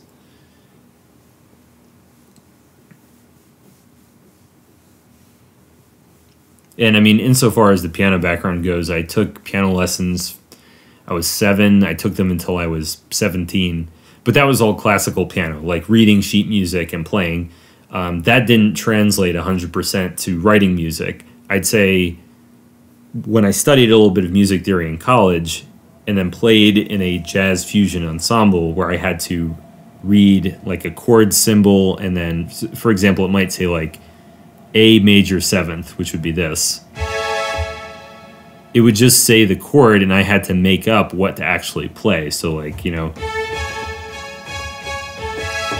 something like that. So being forced to do that, being forced to make stuff up on the fly, that went a long way towards helping me compose faster. And then in terms of OC Remix work versus original composition, it actually is kind of similar in some ways, because even if you're remixing something, the way I do it, I don't import a MIDI or something like that and just like do the same song structure from start to finish. I usually do it completely by ear, pretty much how you saw me do this. Like I start from the very beginning and I do an introduction and I try different ideas and then I kind of extend it and flesh out parts as I go, rather than sort of mocking up the entire original and filling it out from there. So, I mean, I think that's probably because I remix a lot of old school stuff that's only 30 or 45 seconds long. But yeah, I mean, it feels kind of similar, usually with more production involved because I do, you know, a lot of electronic remixes. But I did a live stream. Did I do a live stream of OC Remix? No, at MagFest, I actually made a remix, or the first 45 seconds of a remix, live on stage. And DJ Pretzel and Shark, I'm sorry, Dark Sword were there. I'm going to do that again this year. I'm going to do a live remix thing, and you can see kind of the difference if you've watched the stream and if you're going to MagFest. It should be pretty cool. Hopefully someone will get it on a video. I don't know if they will, but I guess it does help a little bit to have like a chord progression or a melody. But I mean, again, just for me, I often take a lot of that stuff out and sort of build it from scratch again anyway. Yes, you should definitely come to MagFest. It's January 3rd.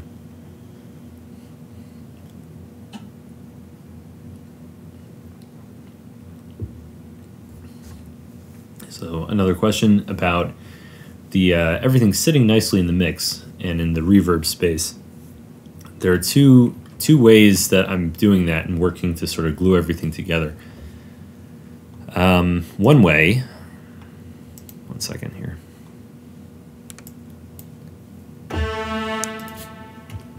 I have in HyperCanvas, which is some of the sounds, not all of them, HyperCanvas has some built-in reverb, and that just sounds good by itself. Additionally, I have, where is it?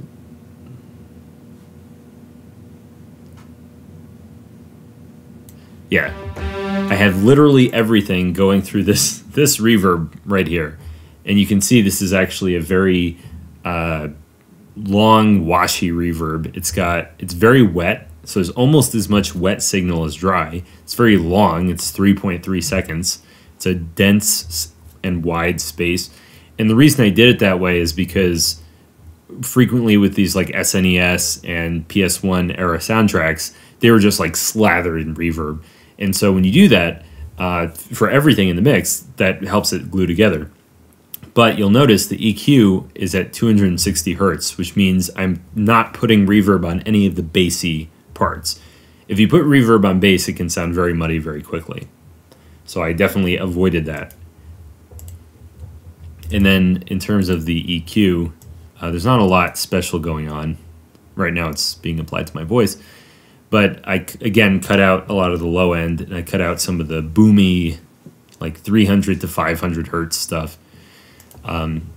That's probably the number one thing that people tend to overlook or underestimate or what have you, is how quickly bass frequencies build up. So no matter what, I reduce bass frequencies with EQ. I never put reverb on them, and by doing that, everything tends to glue together a lot better than it would otherwise.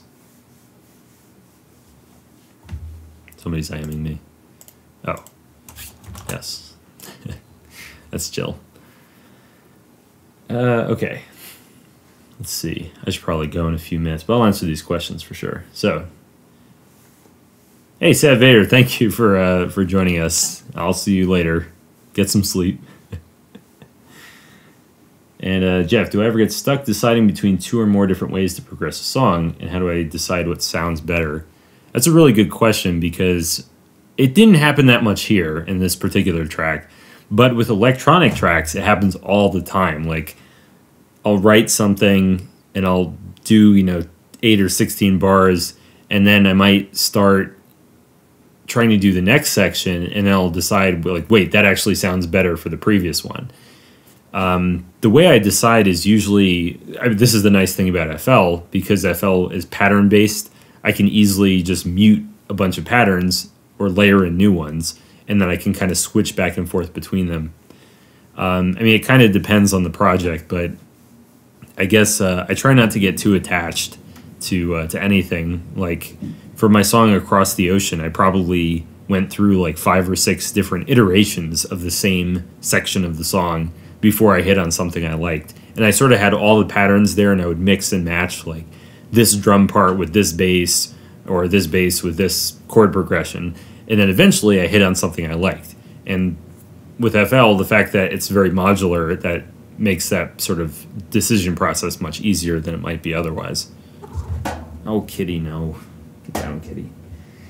And then my workflow now compared to my early workflow. Well, my early workflow was with a different... Momo, get down. Kitty. Sorry, guys. Oh, no, kitty. Not on the keyboard. Not on the keyboard. Come on. Ugh, okay, got her. Whew, all right.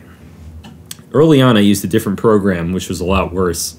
And I did a lot more importing of MIDI tracks, especially when I was remixing, which is not an ideal way to do things. I think it's better to do it by ear.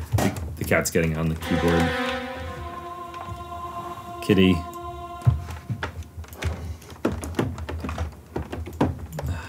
I just have to wait until it's over. Okay. All right. I think she's just lying on the keyboard now. I don't think it's going anywhere. Good kitty.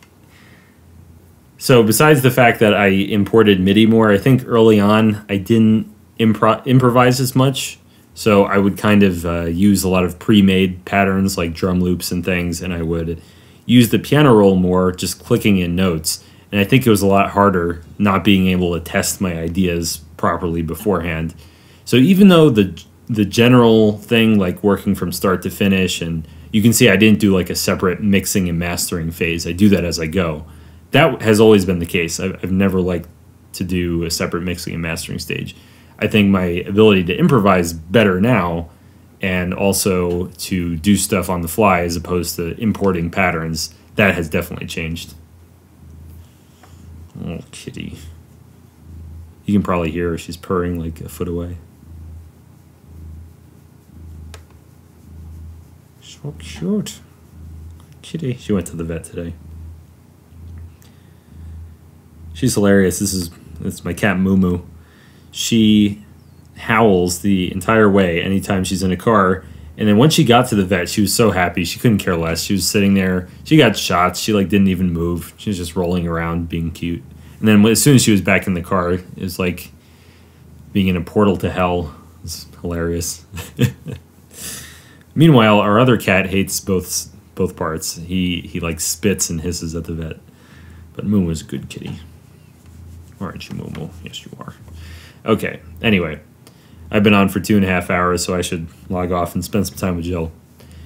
Thank you for watching. Thanks for your questions. I definitely want to do more live streams. I don't know exactly when the next one will be. Maybe 2 weeks from now. Maybe I'll do an electronic track. But yeah, thanks for coming. Check out Dungeonmans if you haven't already.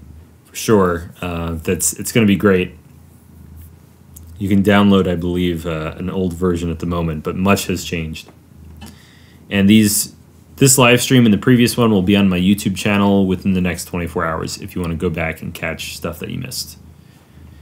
So with that, have a good night. Thanks again for coming, and peace out.